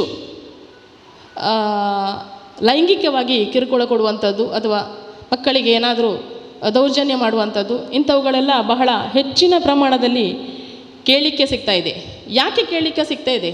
ಸಮಾಜದಲ್ಲಿ ಬೇರೆ ಎಲ್ಲ ರೀತಿಯಲ್ಲಿ ಹೇಳೋದಿದ್ರು ಕೂಡ ಎಲ್ಲರೂ ಹೇಳೋದು ಮಹಿಳೆಯರ ಉಡುಗೆ ತೊಡುಗೆ ಸರಿಯಿಲ್ಲ ಅಂತ ಹೇಳಿಕೊಂಡು. ಇದು ಪೂರ್ಣ ಪ್ರಮಾಣದ ತಪ್ಪು. ಯಾಕಂದರೆ ಶಾಲಾ ಮಕ್ಕಳು ಪೂರ್ಣ ಪ್ರಮಾಣದ ಉಡುಗೆಯನ್ನು ತೊಟ್ಟುಕೊಂಡೇ ಹೋಗ್ತಾ ಇದ್ದಾರೆ. ಅಲ್ಲಿ ಕೂಡ ಲೈಂಗಿಕ ದೌರ್ಜನ್ಯ ಆಗ್ತಾ ಇದೆ. ಯಾಕೆ ಆಗ್ತಾ ಇದೆ? ಇದು ಇನ್ನೂ ಕೂಡ ಯಾರಿಗೆ ಸಹ ತಿಳಿಲಿಕ್ಕೆ ಆಗ್ತಾ ಇಲ್ಲ, ಪ್ರಶ್ನಾರ್ಥಕವಾಗಿ ಉಳಿದಿದೆ. ನಮಗೆ ಎಲ್ಲಿ ರಕ್ಷಣೆ ಕೊಡ್ತಾರಂತ ಕೇಳಿದರೆ ಎಲ್ಲಿಯೂ ಪೂರ್ಣ ಪ್ರಮಾಣದ ರಕ್ಷಣೆ ಸಿಗ್ತಾ ಇಲ್ಲ. ನಮಗೆ ಬೇರೆ ಬೇರೆ ರೀತಿಯಿಂದ ನಮ್ಮನ್ನು ಹಿಂಸೆ ಮಾಡೋದಾಗಲಿ, ಮಾನಸಿಕವಾಗಿ ನಮ್ಮನ್ನು ಖಿನ್ನತೆಗೆ ಒಳಪಡಿಸೋದಾಗಲಿ, ಅಥವಾ ಮಾನಸಿಕವಾಗಿ ಹಿಂಸಿಸುವುದಾಗಲಿ, ನಮ್ಮನ್ನು ಒಂದು ಸಮಾಜದಿಂದ ದೂರ ಇಟ್ಟು ಬೇರೆ ಬೇರೆ ರೀತಿಯಲ್ಲಿ ನಮಗೆ ನೋವನ್ನು ಕೊಡ್ತಾರೆ, ಹಿಂಸೆ ಮಾಡ್ತಾರೆ, ಬೇರೆ ಬೇರೆ ರೀತಿಯಲ್ಲಿ ಅವಮಾನಗಳನ್ನು ಮಾಡ್ತಾರೆ. ಇಂಥವುಗಳೆಲ್ಲ ನಮ್ಮ ಸಮಾಜದಲ್ಲಿ ಆಗ್ತಾ ಇದೆ. ಅದನ್ನು ನಾವು ತಳಮಟ್ಟದಿಂದಲೇ ನಿರ್ಮೂಲನೆ ಮಾಡಬೇಕು. ಯಾವ ರೀತಿಯಲ್ಲಿ ಮಾಡಬೇಕು, ಇದರಲ್ಲಿ ಮಹಿಳೆಯರ ಪಾತ್ರ ಎಷ್ಟು, ಹಾಗೆಯೇ ಇದರಲ್ಲಿ ಪುರುಷರ ಪಾತ್ರ ಕೂಡ ಎಷ್ಟಿದೆ ಅನ್ನೋದು ನಾವು ತಿಳ್ಕೊಳ್ಬೇಕಾಗ್ತದೆ. ನಮಗೆ ಪ್ರತಿಯೊಂದು ಕಡೆಯಲ್ಲಿ ರಾತ್ರಿ ಓಡಾಡಬೇಕಿದ್ರೂ ಕೂಡ ಧೈರ್ಯದಲ್ಲಿ ಓಡಾಡಲಿಕ್ಕೆ ಸ್ವಲ್ಪ ಕಷ್ಟ ಆಗ್ತದೆ. ಈಗಿನ ಸಂದರ್ಭದಲ್ಲಿ ಯಾರು ಯಾವ ರೀತಿಯಲ್ಲಿ ನಮ್ಮನ್ನು ಅಟ್ಯಾಕ್ ಮಾಡ್ತಾರೆ ಅಥವಾ ಯಾವ ರೀತಿಯಲ್ಲಿ ನಮ್ಮನ್ನು ಹಿಂಸೆ ಮಾಡ್ತಾರೆ ಅಥವಾ ಯಾವ ರೀತಿಯಲ್ಲಿ ನಮ್ಮ ಹಿಂದಿನಿಂದ ಬಂದು ನಮಗೆ ನೋವು ಮಾಡ್ತಾರೆ ಅಂತ ಹೇಳಿ ಸಾಧ್ಯ ಇಲ್ಲ ಹೇಳಲಿಕ್ಕೆ. ಅದನ್ನು ಈ ಎಲ್ಲ ಹಂತವನ್ನು ಸಹ ನಾವು ಗಮನಿಸಿ ಎಲ್ಲ ಮುಂದೆ ಬಂದಿದ್ದೇವೆ. ನಾನು ಮಹಿಳೆಯರಲ್ಲಿ ಹೇಳೋದು ಇಷ್ಟೇ, ನೀವು ಪ್ರಬಲರಾಗಬೇಕು. ಆಗಬೇಕಂದ್ರೆ ನಿಮ್ಮ ಮನೆಯ ಮಕ್ಕಳನ್ನು ನೀವು ಸರಿಯಾಗಿ ಉತ್ತಮ ರೀತಿಯಲ್ಲಿ ಶಿಕ್ಷಣವನ್ನು ಕೊಡಬೇಕು. ನೀವು ಅವರಿಗೆ ಮನೆಯಲ್ಲಿ ಸಾಮಾಜಿಕ ವಾತಾವರಣದಲ್ಲಿ ಒಳ್ಳೆಯ ಒಂದು ಪಾಠವನ್ನು ನೀವು ಹೇಳಿಕೊಡಬೇಕು. ಸಮಾಜದಲ್ಲಿ ಹೇಗೆ ಇರಬೇಕು, ಯಾರ ಜೊತೆ ಹೇಗೆ ಮಾತಾಡಬೇಕು, ಯಾವ ಸಂದರ್ಭದಲ್ಲಿ ಹೇಗೆ ಇರಬೇಕು ಅನ್ನೋದನ್ನು ಮನೆಯಿಂದಲೇ ನೀವು ಕಲಿಸಿಕೊಡಬೇಕು.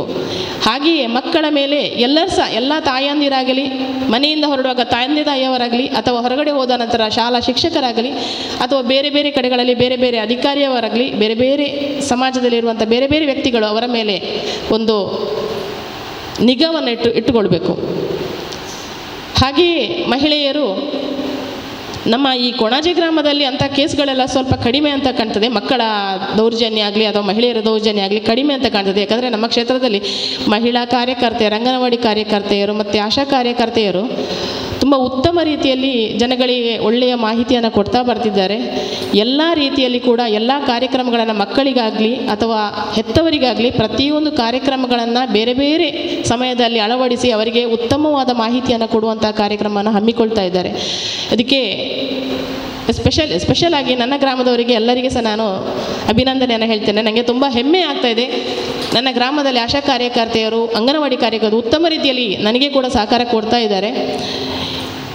ಇಂಥ ಒಂದು ದೌರ್ಜನ್ಯಗಳು ಆಗುವಾಗ ಅದಕ್ಕೆ ಬೇಕಾದಂತಹ ನಮಗೆ ಸಹಕಾರಗಳು, ಮುಖ್ಯವಾಗಿ ನ್ಯಾಯ ಕೊಡುವಂತಹ ನ್ಯಾಯಾಲಯ ಆಗಿರ್ಬೋದು, ಆರಕ್ಷಕರ ಠಾಣೆ ಆಗಿರ್ಬೋದು, ಅವರಿಗೂ ಕೂಡ ಬೇಕಾದಷ್ಟು ಒತ್ತಡಗಳಿವೆ. ಒಬ್ಬರ ಸಮಸ್ಯೆಗೋಸ್ಕರ ಒಬ್ಬರು ಒಂದು ಕಡೆಗೆ ಬರಲಿಕ್ಕೆ ಆಗೋದಿಲ್ಲ. ಇರೋದು 10 ಮಂದಿ ಸಿಬ್ಬಂದಿ ಆದರೆ 100 ಮಂದಿಯ ಸಮಸ್ಯೆ ಬರ್ತದೆ. ಆಗ ಅವರ ಕಷ್ಟ ಸಹ ಸಮಸ್ಯೆ ಕೂಡ ನಾವು ಅರ್ಥ ಮಾಡಿಕೊಳ್ಬೇಕು. ಎಲ್ಲ ಸಂದರ್ಭದಲ್ಲಿ ಎಲ್ಲ ಕಡೆ ಆರಕ್ಷಕರೇ ಓಡಿ ಬರಬೇಕಂತ ಇಲ್ಲ. ಸಮಾಜದಲ್ಲಿರುವ ಪ್ರತಿಯೊಬ್ಬ ವ್ಯಕ್ತಿಗೂ ಕೂಡ ಸಮಾಜದ ಪ್ರತಿಯೊಬ್ಬರ ವ್ಯಕ್ತಿಯ ಜವಾಬ್ದಾರಿ ಇದ್ದೇ ಇದೆ. ಅದನ್ನು ಪ್ರತಿಯೊಬ್ಬರೂ ನಿಭಾಯಿಸಬೇಕು. ಅವರಿಗೆ ಹಾಗೆ ಆಯಿತು, ನಾವು ಯಾಕೆ ಹೋಗಬೇಕು, ಯಾಕೆ ನಾವು ಮಾತಾಡಬೇಕು, ಅವರ ಹಾಗೆ ಹೀಗೆ ಅಂತ ನಾವು ಹಿಂದಿನಿಂದ ಯಾವುದೇ ರೀತಿಯ ಅಪಪ್ರಚಾರವನ್ನು ಮಾಡದೆ ಅವರಿಗೆ ಏನು ಕಷ್ಟ ಆಗಿದೆಯಾ ಆ ಕಷ್ಟಕ್ಕೆ ನಾವು ಸ್ಪಂದಿಸಿ ಅವರಿಗೆ ಬೆನ್ನೆಲುಬಾಗಿ ನಿಂತು ಅವರಲ್ಲಿ ಧೈರ್ಯ ತುಂಬುವಂತಹ ಕೆಲಸವನ್ನು ನಾವು ಸಮಾಜದಲ್ಲಿರುವ ಎಲ್ಲ ಮಹಿಳೆಯರು ಮಾಡಬೇಕು. ಆ ಮಹಿಳೆಯರಿಗೆ ಪುರುಷರು ಕೂಡ ಅಷ್ಟೇ ಸಪೋರ್ಟನ್ನು ನೀಡಬೇಕು ಅಂತ ಹೇಳ್ತಾ ಇದ್ದೇನೆ. ಈಗ ಇರುವ ಪರಿಸ್ಥಿತಿಯಲ್ಲಿ ನ್ಯಾಯಾಲಯ ಕೂಡ ನಮಗೆ ಉತ್ತಮ ರೀತಿಯಲ್ಲಿ ಸಹಕಾರ ಕೊಡ್ತಾ ಇದೆ. ನಮ್ಮ ಆರಕ್ಷಕರ ಠಾಣೆಯಲ್ಲಿ ಇರುವಂತಹ ಎಲ್ಲ ಸಿಬ್ಬಂದಿಗಳು ಎಲ್ಲರೂ ಕೂಡ ನಮ್ಮ ಕೊಣಾಜೆ ಗ್ರಾಮದ ಎಲ್ಲ ಸದಸ್ಯರಿಗೆ ಉತ್ತಮ ರೀತಿಯ ಸಹಕಾರವನ್ನು ಕೊಡ್ತಾ ಇದ್ದಾರೆ. ಅವರಿಗೂ ನಾನು ಅಭಿನಂದನೆಯನ್ನು ಹೇಳ್ತೇನೆ. ಹಾಗೆಯೇ ವಿಶೇಷವಾಗಿ ಮಹಿಳೆಯರಿಗೆ ಮಹಿಳಾ ಠಾಣಾ ಅಂತ ಇದ್ದರೆ ಉತ್ತಮ ಅಂತ ನಮ್ಮದೊಂದು ಅಭಿಪ್ರಾಯ. ಈ ಮಹಿಳಾ ಠಾಣೆ ಇರೋದು ನಮ್ಮ ಪಡೀಲ ಹತ್ತಿರ ಕಾಣಬೇಕು.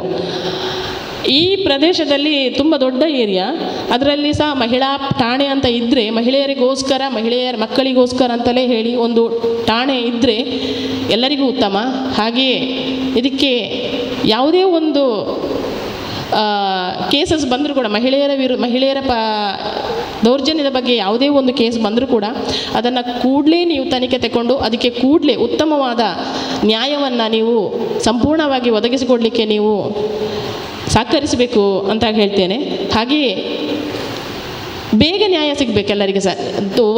ವರ್ಷಾನುಗಟ್ಟಲೆ ಕಾದು ಅದನ್ನು ನ್ಯಾಯ ಕೊಡುವ ಹಾಗೆ ಅಂಥ ಸ್ಥಿತಿ ಬರಬಾರ್ದು. ಕೂಡಲೇ ಕೂಡಲೇ ದಾಖಲಿಸುವ ಹಾಗೆ ಆಗಬೇಕು. ಯಾವುದೇ ಒಂದು ಕೇಸ್ ಬಂದರೂ ಕೂಡ ಅದನ್ನು ಕೂಡಲೇ ದಾಖಲಿಸುವಂತೆ ಆಗಬೇಕು. ಹಾಗೆ ಅದಕ್ಕೆ ಪರಿಹಾರ ಕೂಡ ಸಿಗುವಂತೆ ಆಗಬೇಕು, ನ್ಯಾಯ ಕೂಡ ಸಿಗುವಂಥ ಉತ್ತಮ ರೀತಿಯ ನ್ಯಾಯ ಸಿಗಬೇಕು ಅಂತ ಹೇಳ್ತಾ ಇದ್ದೇನೆ. ಹಾಗೆಯೇ ಎಲ್ಲರಿಗೂ ಉತ್ತಮವಾದ ಸಮಾಜವನ್ನು ನಿರ್ಮಾಣ ಮಾಡಲಿಕ್ಕೆ ಠಾಣಾಧಿಕಾರಿಗಳು ಸಹಕರಿಸ್ತಾರೆ, ಸಂಘ ಸಂಸ್ಥೆಗಳು ಸಹಕರಿಸಬೇಕು. ಹಾಗೆಯೇ ಪಂಚಾಯತಿನ ಎಲ್ಲ ಸದಸ್ಯರು ಸಹಕರಿಸಬೇಕು. ಹಾಗೆಯೇ ಸಮಾಜದಲ್ಲಿರುವ ಪ್ರತಿಯೊಬ್ಬರಿಗೂ ಸಹಕರಿಸಬೇಕು ಅಂತ ನಾನು ಈ ಸಂದರ್ಭದಲ್ಲಿ ಹೇಳ್ತಾ ಇದ್ದೇನೆ. ಹಾಗೆಯೇ ಇನ್ನು ಮುಂದಕ್ಕೆ ನಾವೆಲ್ಲರೂ ಸಹ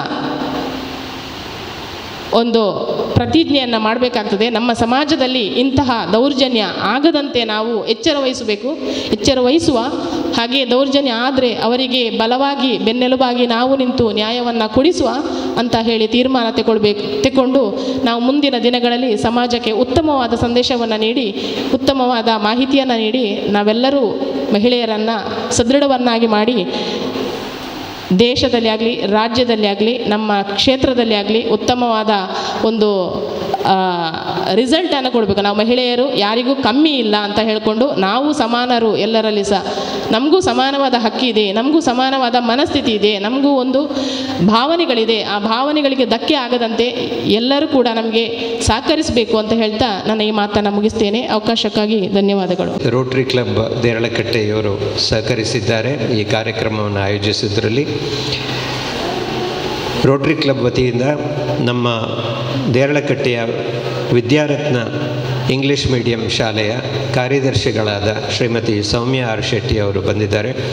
ಕಳೆದ ಸುಮಾರು 25 ವರ್ಷಗಳಿಂದ ಅವರು ಶಾಲೆಯನ್ನು ನಡೆಸುತ್ತಾ ಇದ್ದಾರೆ. ಮತ್ತು ಅವರ ಧರ್ಮಪತಿಯವರಾದ ಶ್ರೀ ರವೀಂದ್ರ ಶೆಟ್ಟಿ ಉಳಿದೊಟ್ಟು ಅವರ ಜೊತೆ ಸೇರಿಕೊಂಡು ಒಂದು ಒಳ್ಳೆಯ ಶಾಲೆಯನ್ನು, ಉತ್ತಮವಾದ ಶಾಲೆ, ಯಾವುದೇ ಭೇದ ಭಾವ ಇಲ್ಲದೆ ನಡೆಸುವಂಥ ಶಾಲೆ ಇದು. ಅಂತಹ ಒಂದು ಶಾಲೆಯನ್ನು, ಹೆಣ್ಮಕ್ಕಳಿಗೆ ಗೌರವ ಕೊಡುವಂತಹ ಶಾಲೆ, ಇಂತಹ ಶಾಲೆಯನ್ನು ನಡೆಸಿಕೊಂಡು ಬಂದಿದ್ದಾರೆ.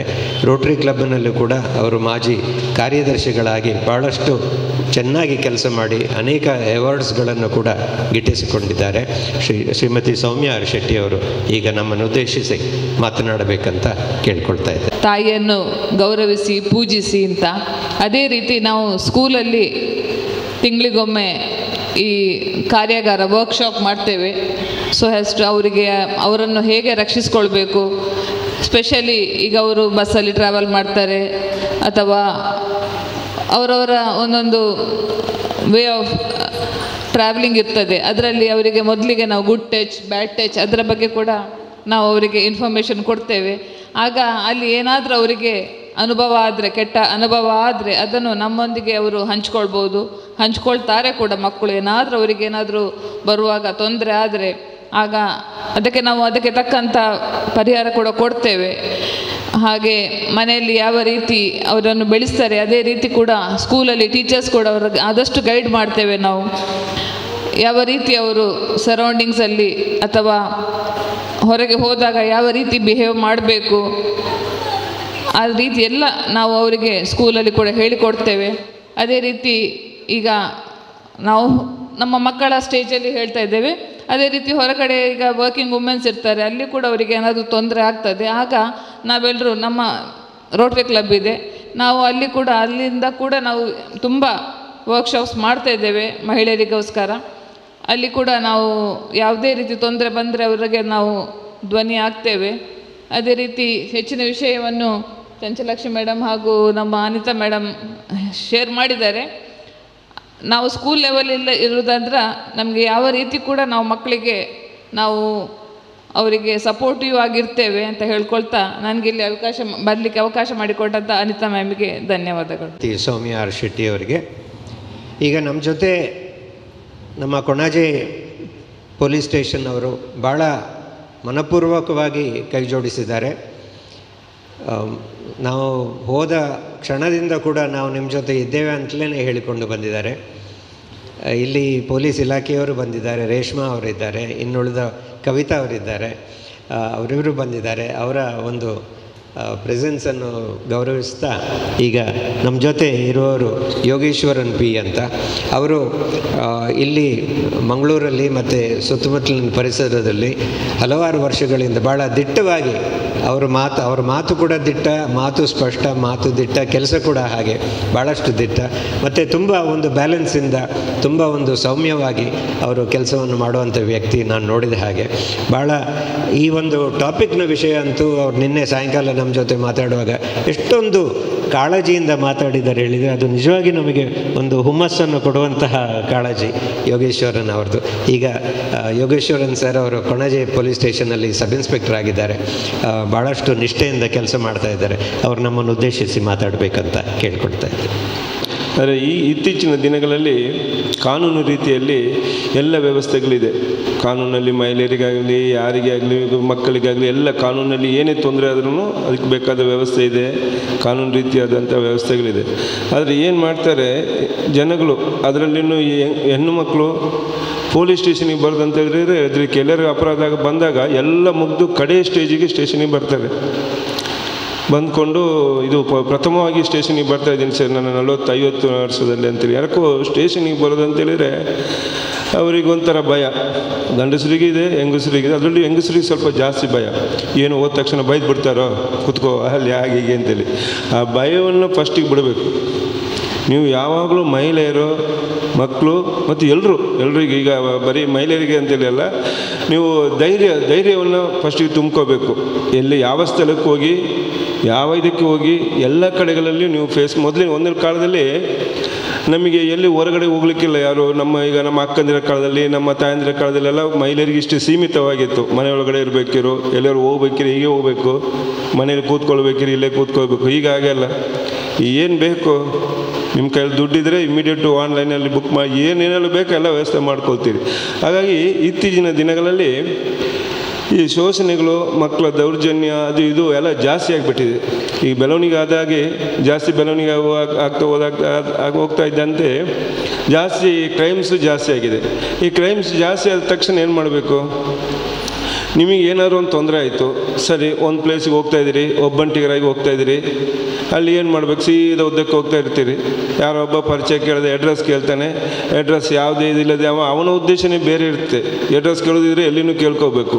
ಬೈಕ್ ನಿಲ್ಲಿಸ್ಕೊಂಡು ಪಟ್ಟ ಬಂದುಕೊಂಡು ಸಡನ್ಲಿ ಬೈಕ್ ನಿಲ್ಲಿಸಿದ ಕೇಳ್ತೀನಿ, ನೀವು ಎಲ್ಲಿಗೆ ದೇವಸ್ಥಾನಕ್ಕೆ ಹೋಗುವಾಗಲೂ ಇದ್ದ ಚಿನ್ನವನ್ನು ಹಾಕ್ಕೊಂಡು ಹೋಗ್ತೀರಿ. ಯಾರಿಗೂ ನಮ್ಮ ಚಿನ್ನ ಇಲ್ಲ ಅಂತೇಳಿ ಗೊತ್ತಾಗ್ಬಿಟ್ರೆ ಜನಗಳಿಗೆ ನಮ್ಮ ಮೇಲೆ ಒಂದು ಕೀಳು ಭಾವನೆ ಬಂದುಬಿಡುತ್ತೆ ಅಂತೇಳಿ ಜನಗಳು ಒಂಥರ ಒಡವೆ ಧರಿಸಿದ್ರೇ ನಾವು ಮೇಲೆ ಅಂತೇಳಿ ಅದು ಒಂದು ಹೆಂಗಸರದು ಅದು ಒಡವಿದ್ದ ಬಗ್ಗೆ ನಾನು ಹೇಳ್ಬೇಕಂತಿಲ್ಲ. ಹಾಗೆ ಹೋಗ್ಕೊಂಡು ಹೋಗ್ತೀರಿ. ಹೋದಾಗ ಅದನ್ನು ಒಳಗಡೆ ಸ್ವಲ್ಪ ಹೀಗೆ ಹಾಕ್ಕೊಂಡು ಹೋಗ್ತೀರ, ಅದನ್ನು ಇಲ್ಲ ಹಾಕ್ಕೊಂಡು ಹೋಗ್ತೀರಿ. ಈಗ ಇತ್ತಿನ ದಿನಗಳಲ್ಲಿ ಕೆಲಸಕ್ಕೆ ಹೋಗುವ ಹುಡುಗರು ಕೆಲಸಕ್ಕೆ ಹೋಗೋದನ್ನೇ ದುಡ್ಡು ಸಂಪಾದನೆ ಮಾಡಬೇಕು. ಅವ್ರಿಗೆ ಕೂತಲ್ಲೇ ಯಾರನ್ನು ದೋಚೋದು, ಯಾರನ್ನು ಕಳೆದು, ಯಾರನ್ನು ದೋಚ್ತಾರೆ ಅವರಿಗೆ ಅದರ ಪರಿವೇನೇ ಇಲ್ಲ. ಎಜುಕೇಷನ್ ಇರಲಿ, ಎಜುಕೇಷನ್ ಇಲ್ಲದಿರಲಿ ಅಂತ ದುಡ್ಡಿನ ಅವಶ್ಯಕತೆ ಇರುತ್ತೆ. ಆಗ ಅವ್ರು ಸೆಲೆಕ್ಟ್ ಮಾಡ್ತಾರೆ. ಇವರು ಹೋಗುವಾಗ, ನೀವು ಹೋಗುವಾಗಲೇ ನಿಮ್ಮನ್ನು ಪ್ರಥಮ ಮಾತಾಡುವಾಗಲೇ ಗೊತ್ತು ಮಾಡ್ಕೊಳ್ತಾನೆ ಇವ್ರ ಕಡೆಯಿಂದ ಕೆಲಸ ಆಗ್ತದೆ ಅಂತೇಳಿ. ಹೋದಾಗ ನೀವು ಈಚೆ ನೋಡಲಿಕ್ಕಿಲ್ಲ, ಎಂಥದ್ದಿಲ್ಲ. ಟಾಪಕ್ಕ ಅಡ್ರೆಸ್ ಕೇಳಿದಾಗ ಅದು ಈ ಕಡೆ ಇಲ್ಲೊಂದು ಮನೆ ಇದೆಯಲ್ಲ ಅಂತೇಳಿ ತೋರಿಸಿ ಕೇಳ್ತಾನೆ. ಸಡನ್ಲಿ ಈಚೆ ನೋಡ್ತೀರಿ, ಇಲ್ಲಿ ಕಿತ್ಕೊಂಡು ಹೋಗ್ಬಿಡ್ತಾನೆ. ಕಿತ್ಕೊಂಡು ಹೋದಾಗ ಅಟ್ಲೀಸ್ಟ್ ಒಂದು ಆ ವೆಹಿಕಲ್ ನಂಬರ್ ನೋಡಿರಲ್ಲ, ಕೇಳಿದರೆ ಎಮ್ಮೆ ಅಂತ ಹೇಳ್ತಾರೆ. ಎಷ್ಟು ಓದಿದಿರಿ? ಎಮ್ಮೆ ಹಾಕ್ಕೊಂಡಿದ್ದೀನಿ ಸರ್ ಇಂತೇಳಿ ಕೆಲಸ ಮಾಡ್ತೀನಿ ಅಂತ ಹೇಳ್ತಾರೆ. ಆ ವೆಹಿಕಲ್ ಗಾಬರಿ ಆಗ್ತಾರೆ, ಪ್ರತಿಯೊಬ್ಬರಿಗೆ ಗಾಬರಿ ಆಗ್ತಾರೆ. ಬಟ್ ಅಟ್ಲೀಸ್ಟ್ ಅವ ಏನು ಮಾಡಿದಂದ್ರೆ ಜನಗಳಿಗೆ ಅಂದರೆ ಅದರ ಅರಿವು ಇರೋದಿಲ್ಲ. ಯಾಕಂದರೆ ಅದು ಎಲ್ಲರೂ ನಾನ್ಸನ್ ಅಷ್ಟೇ ಹೇಳ್ಬೋದು. ಆ ಸಡನ್ಲಿ ಅಟ್ಲೀಸ್ಟ್ ಒಂದು ನಂಬರ್ನ ನೋಟ್ ಮಾಡ್ಕೋಬೇಕು. ಅದು ತನಿಖೆಗೆ ನಮಗೆ ಸಹಾಯ ಆಗ್ತದೆ, ನಂತರ ಅವನನ್ನು ಟ್ರೇಸ್ ಮಾಡಲಿಕ್ಕೆ ಸಹಾಯ ಆಗ್ತದೆ. ಅದು ಮಾಡೋದಿಲ್ಲ. ಇಂಥ ವಿಷಯಗಳನ್ನೆಲ್ಲ ನೀವು ತಿಳ್ಕೊಳ್ಬೇಕು. ಫಸ್ಟಿಗೆ ನಾವು ಧೈರ್ಯವಂತರಾಗಿರಬೇಕು, ನಾವು ಬುದ್ಧಿವಂತರಾಗಿರಬೇಕು. ನಾವು ಕೆಲವು ವಿಷಯಗಳನ್ನು ನಾವಾಗಿ ಹೋಗಿ ಸಿಕ್ಕಾಕೋಬಾರ್ದು. ಕೆಲವು ಈಗ ಮನೆಗಳಿಗೆ ಪರಿಚಿತರು ಬರ್ತಾರೆ. ಈ ದಯಮಾಡಿ ನಾನು ಹೇಳ್ತೀನಿ ಕೆಲವು, ಯಾಕಂದರೆ ಈಗ ಸಮಾಜದಲ್ಲಿ ತುಂಬ ಜನ ಈಗ ಕಾನೂನು ಇದೆಲ್ಲ ಇದೆ. ನೀವು ಎಲ್ಲಿ ಸೋತು ಹೋಗ್ತೀರಿ ಅಂದರೆ ಎಷ್ಟು ಎಜುಕೇಟೆಡ್ ಹೋಗ್ತಾರೆ. ನಮ್ಮ ಸಸೀರ್ ಅಂತೇಳಿ ಇನ್ಸ್ಪೆಕ್ಟರ್ ಒಬ್ಬರು ಇದ್ದರು. ಅವರ ಮನೆಯಲ್ಲಿ ಅವರು ಈಗ ರಿಟೈರ್ಡ್ ಆಗಿ DSP ಆಗಿ ಮಡಿಕೇರಿ ತೀರೋಗ್ಬಿಟ್ರು. ಮೇಡಮ್ ಭಾರಿ ಒಳ್ಳೆಯವರು. ಅಲ್ಲಿ ಮನೆಗೆ ಬಂದುಬಿಟ್ಟು ಚಿನ್ನ ಎಲ್ಲ ಪಾಲಿಶ್ ಮಾಡಿ ಕೊಡ್ತೀನಿ ಅಂತೇಳಿ ಹೇಳಿದರು. ಇವ್ರು ಏನು ಮಾಡಿದ್ರು, ಇದ್ದ ಚಿನ್ನ ಎಲ್ಲ ಒಂದು ಇನ್ಸ್ಪೆಕ್ಟರ್ ಮನೆಯಲ್ಲಿ ಮಿನಿಮಮ್ ಇರುತ್ತೆ ಚಿನ್ನ, ಏನಿಲ್ಲದೆ ಎಲ್ಲರ ಮನೆಯಲ್ಲಿ ಮಿನಿಮಮ್ ಇರುತ್ತೆ. ಧರ್ಮಕ್ಕೆ ಪಾಲಿಶ್ ಮಾಡಿ ಕೊಡ್ತಾನೆ, ಒಂದು ಸ್ವಲ್ಪ 50 ರೂಪಾಯಿನ ಅಂಗಡಿಗೆ ಹೊತ್ಕೊಂಡು ಹೋಗ್ಬೇಕಲ್ಲ, ಇದನ್ನು ಲಾರಿ ಮಾಡಿಕೊಂಡು ಅಂತ ತಿಳ್ಕೊಂಡು ಇವರೇನೋ ತಂದು ಕೊಟ್ಟರು. ಒಂದು ವಿದಿನ್ ಒಂದು 10 ನಿಮಿಷ ಆಗಲಿಲ್ಲ ಮೇಡಮಿಗೆ ಒಂಥರ ಏನೋ ಒಂಥರ ಪ್ರಜ್ಞೆ, ಏನೋ ಅವ್ರಿಗೆ ಅರಿವೇನೇ ಇಲ್ಲ. ಅಷ್ಟೊತ್ತಿಗೆಲ್ಲ ಹೋಗಿ ಅವರಿಗೆ ಪ್ರಜ್ಞೆ ಬಂದಾಗ ನೋಡ್ತಾರೆ, ಯಾರು ಇಲ್ಲ, ಚಿನ್ನ ಇಲ್ಲ, ಏನಿಲ್ಲ, ಪಾಲಿಶ್ ಇಲ್ಲ, ಏನಿಲ್ಲ. ಏನು ಮಾಡ್ತೀರಿ? ಸ್ಟೇಷನಿಗೆ ತಿಳಿಸಿದ್ರು, ಅವರಿಗೆ ಅದು ಚಿನ್ನ ಪತ್ತೆ ಆಗಲೇ ಇಲ್ಲ. ಹಾಗಾಗಿ ಮತ್ತು ಇನ್ನೂ ಕೆಲವು ಉದಾಹರಣೆಗಳಿದೆ. ನೀವು ಯಾಕೆ ನಾನು ಹೇಳ್ತಾ ಇದ್ದೀನಿ ಅಂತೇಳಿ ಬೈ ಪ್ರಾಕ್ಟಿಕಲ್ ಆದಾಗ ಮಾತ್ರ ಪ್ರತಿಯೊಬ್ಬರಿಗೆ ಗೊತ್ತಾಗ್ತದೆ. ಒಬ್ಬರು ಪಾಂಡೇಶ್ವರದಲ್ಲಿ ನಾನು ಇರಬೇಕಿದ್ರೆ ಒಬ್ಬರು ಇಂಗ್ಲೆಂಡಲ್ಲಿದ್ದರು, ಅಕ್ಕ ತಂಗಿದ್ರು, ಇಬ್ಬರು ಮದುವೆ ಆಗಲಿಲ್ಲ, ಕ್ರಿಶ್ಚಿಯನ್ ಹೆಂಗಸರು. ಪಾಂಡೇಶ್ವರದಲ್ಲಿ ಓಲ್ಡ್ ಕೆಂಟ್ರಲ್ಲಿ ಈಗಲೂ ಹೋದ್ರು ಇದ್ದಾರೇನೋ ಗೊತ್ತಿಲ್ಲ, ಮನೆ ನಾನು ನೋಡಲಿಲ್ಲ ಈಗ ತುಂಬ ಸಮಯ. ಅಂದರೆ ಇಬ್ಬರು ಅವ್ರು ಮದುವೆ ಆಗಿರಲಿಲ್ಲ, ಇಲ್ಲಿದ್ದರು ಲಂಡನ್ನಲ್ಲೆಲ್ಲ ಇದು ಬಂದಿದ್ದರು. ಸ್ವಲ್ಪ ಬೆಳಿಗ್ಗೆಲ್ಲ ಫಾರಿನ್ ಸ್ಟೈಲಲ್ಲಿ ಬೆಳಿಗ್ಗೆನೇ ಸ್ವಲ್ಪ ಜಾಲಿಯಾಗಿರೋದು, ಕೆಲಸ ಇಲ್ಲ, ದುಡ್ಡು ಬೇಕಾದಷ್ಟು ಉಂಟು. ಈ ಗುಜರಿ ಏನು ಮಾಡಿದೆ, ಪೇಪರ್ ಕೊಂಡು ಹೋಗ್ಲಿಕ್ಕೆ ಬರುವ ಬಂದು ಸೀದಾ ಮನೆಗೆ ಬಂದಿದ್ದಾನೆ, ಪೇಪರ್ ಹಾಕ್ಲಿಕ್ಕೆ ಬಂದಿದ್ದಾನೆ, ಪೇಪರ್ ತಗೊಂಡು ಹೋಗ್ತಿದ್ದ ದಿನ. ಮೇಡಮ್, ನನ್ನ ಮಗಳಿಗೆ ಹೀಗೆ ಮದುವೆ ಇದೆ, ಚಿನ್ನ ಎಲ್ಲ ಕೊಡಿ ಸ್ವಲ್ಪ, ನಾನು ತಂದು ಕೊಡ್ತೇನೆ ಅಂತೇಳಿ. ಇವನು ಅಡ್ರೆಸ್ಸು ಗೊತ್ತಿಲ್ಲ, ಏನು ಗೊತ್ತಿಲ್ಲ. ಈ ಇಬ್ಬರು ಏನು ಮಾಡಿದರು, ಅಕ್ಕ ತಂಗಿರು, ಪಾಪ ಚಿನ್ನ ಇಲ್ಲ, ಮಗನಿಗೆ ಒಂದು ಮದುವೆ ಆದರೆ ಆಗಲಿ ಅಂತೇಳಿ ಎಲ್ಲ ಚಿನ್ನ ಕೊಟ್ಬಿಟ್ಟಿದ್ದಾರೆ. ನಂತರ ಬಂದು ಕಂಪ್ಲೇಂಟ್ ಕೊಟ್ಟರು. ನೀವು ನಂಬ್ತೀರಾ ಬಿಡ್ತೀರಾ, ಒಂದು 50-60 ಜನ ಪೇಪರ್ ಎಕ್ಕೋರು ಯಾರೆಲ್ಲ ಇದ್ದಾರೆ ಅವ್ರನ್ನೆಲ್ಲ ಕರ್ಕೊಂಡು, ಎಷ್ಟು ಜನರಿಗೆ ನೋವಾಗಿರ್ಬೋದು, ಕೆಲವರು ನಿಜವಾಗಿ ಪೇಪರ್ ಎತ್ಕೊಂಡು ಜೀವನ ನಡೆಸೋರು ಇದ್ದಾರೆ. ಆದರೆ ನಮ್ಮದು ಡ್ಯೂಟಿ ತಂದೂ ಪತ್ತೆ ಆಗಲಿಲ್ಲ ಕಡೆವರೆಗೆ. ನಾವು ಹೇಗೆ ಐಡೆಂಟಿಫೈ ಮಾಡ್ತೀರಿ? ಇವರು ಐಡೆಂಟಿಫೈ ಮಾಡೋ ಸ್ಥಿತಿಯೂ ಇರಲಿಲ್ಲ. ಅದು ನಾವು ಇಲ್ಲಿ ಓಪನ್ನಲ್ಲಿ ಕೆಲವು ಹೇಳ್ಬಾರ್ದು. ಬೆಳಿಗ್ಗೆನೇ ಸ್ವಲ್ಪ ಅಲ್ಲಿ ಫಾರೆಸ್ಟ್ ಹೇಳ್ತಾರೆ, ಡ್ರಿಂಕ್ಸ್ ಮಾಡಿಬಿಡ್ತಾರೆ, ಏನು ಕೆಲಸ ಇಲ್ಲ ಅವರಿಗೆ, ದುಡ್ಡಿದೆ ಬೇಕಾದಷ್ಟು. ಹಾಗೆ ಇಂಥ ಅಪರಾಧಗಳನ್ನು ನಾವಾಗಿ ಹುಡುಕೊಳ್ಳೋದನ್ನು ಹೇಳೋದು. ಮತ್ತು ಅಪರಾಧಗಳು ಹೇಗೆ ಆಗ್ತಾಯಿದೆ ಅಂತ ಹೇಳೋದಕ್ಕೆ ಇದೊಂದು ಉದಾಹರಣೆ ಆಯಿತಾ. ಇಂಥದ್ದೆಲ್ಲ ಆದಾಗ ಕೆಲವರು ನಾವು ಅದನ್ನು ಗಮನಿಸೋದಿಲ್ಲ, ನಾವಾಗಿ ತೆಗೆದುಕೊಟ್ಟು ಮತ್ತೆ ಬಂದು ಹೇಳ್ತೀರಿ, ಏನು ಹೇಳ್ತೀರಿ, ಪೊಲೀಸ್ ಸ್ಟೇಷನಿಗೆ ಕಂಪ್ಲೇಂಟ್ ಕೊಟ್ಟಿದ್ದೆ 10 ವರ್ಷ ಅಂಡೆ, ಅದು ಆಳ ತೆಗೆದಿಜ್ಜಿ ಏನು ಮಾಡಲಿಕ್ಕೆ ಆಗ್ತದೆ ಇಲ್ಲಿ ನಾವು?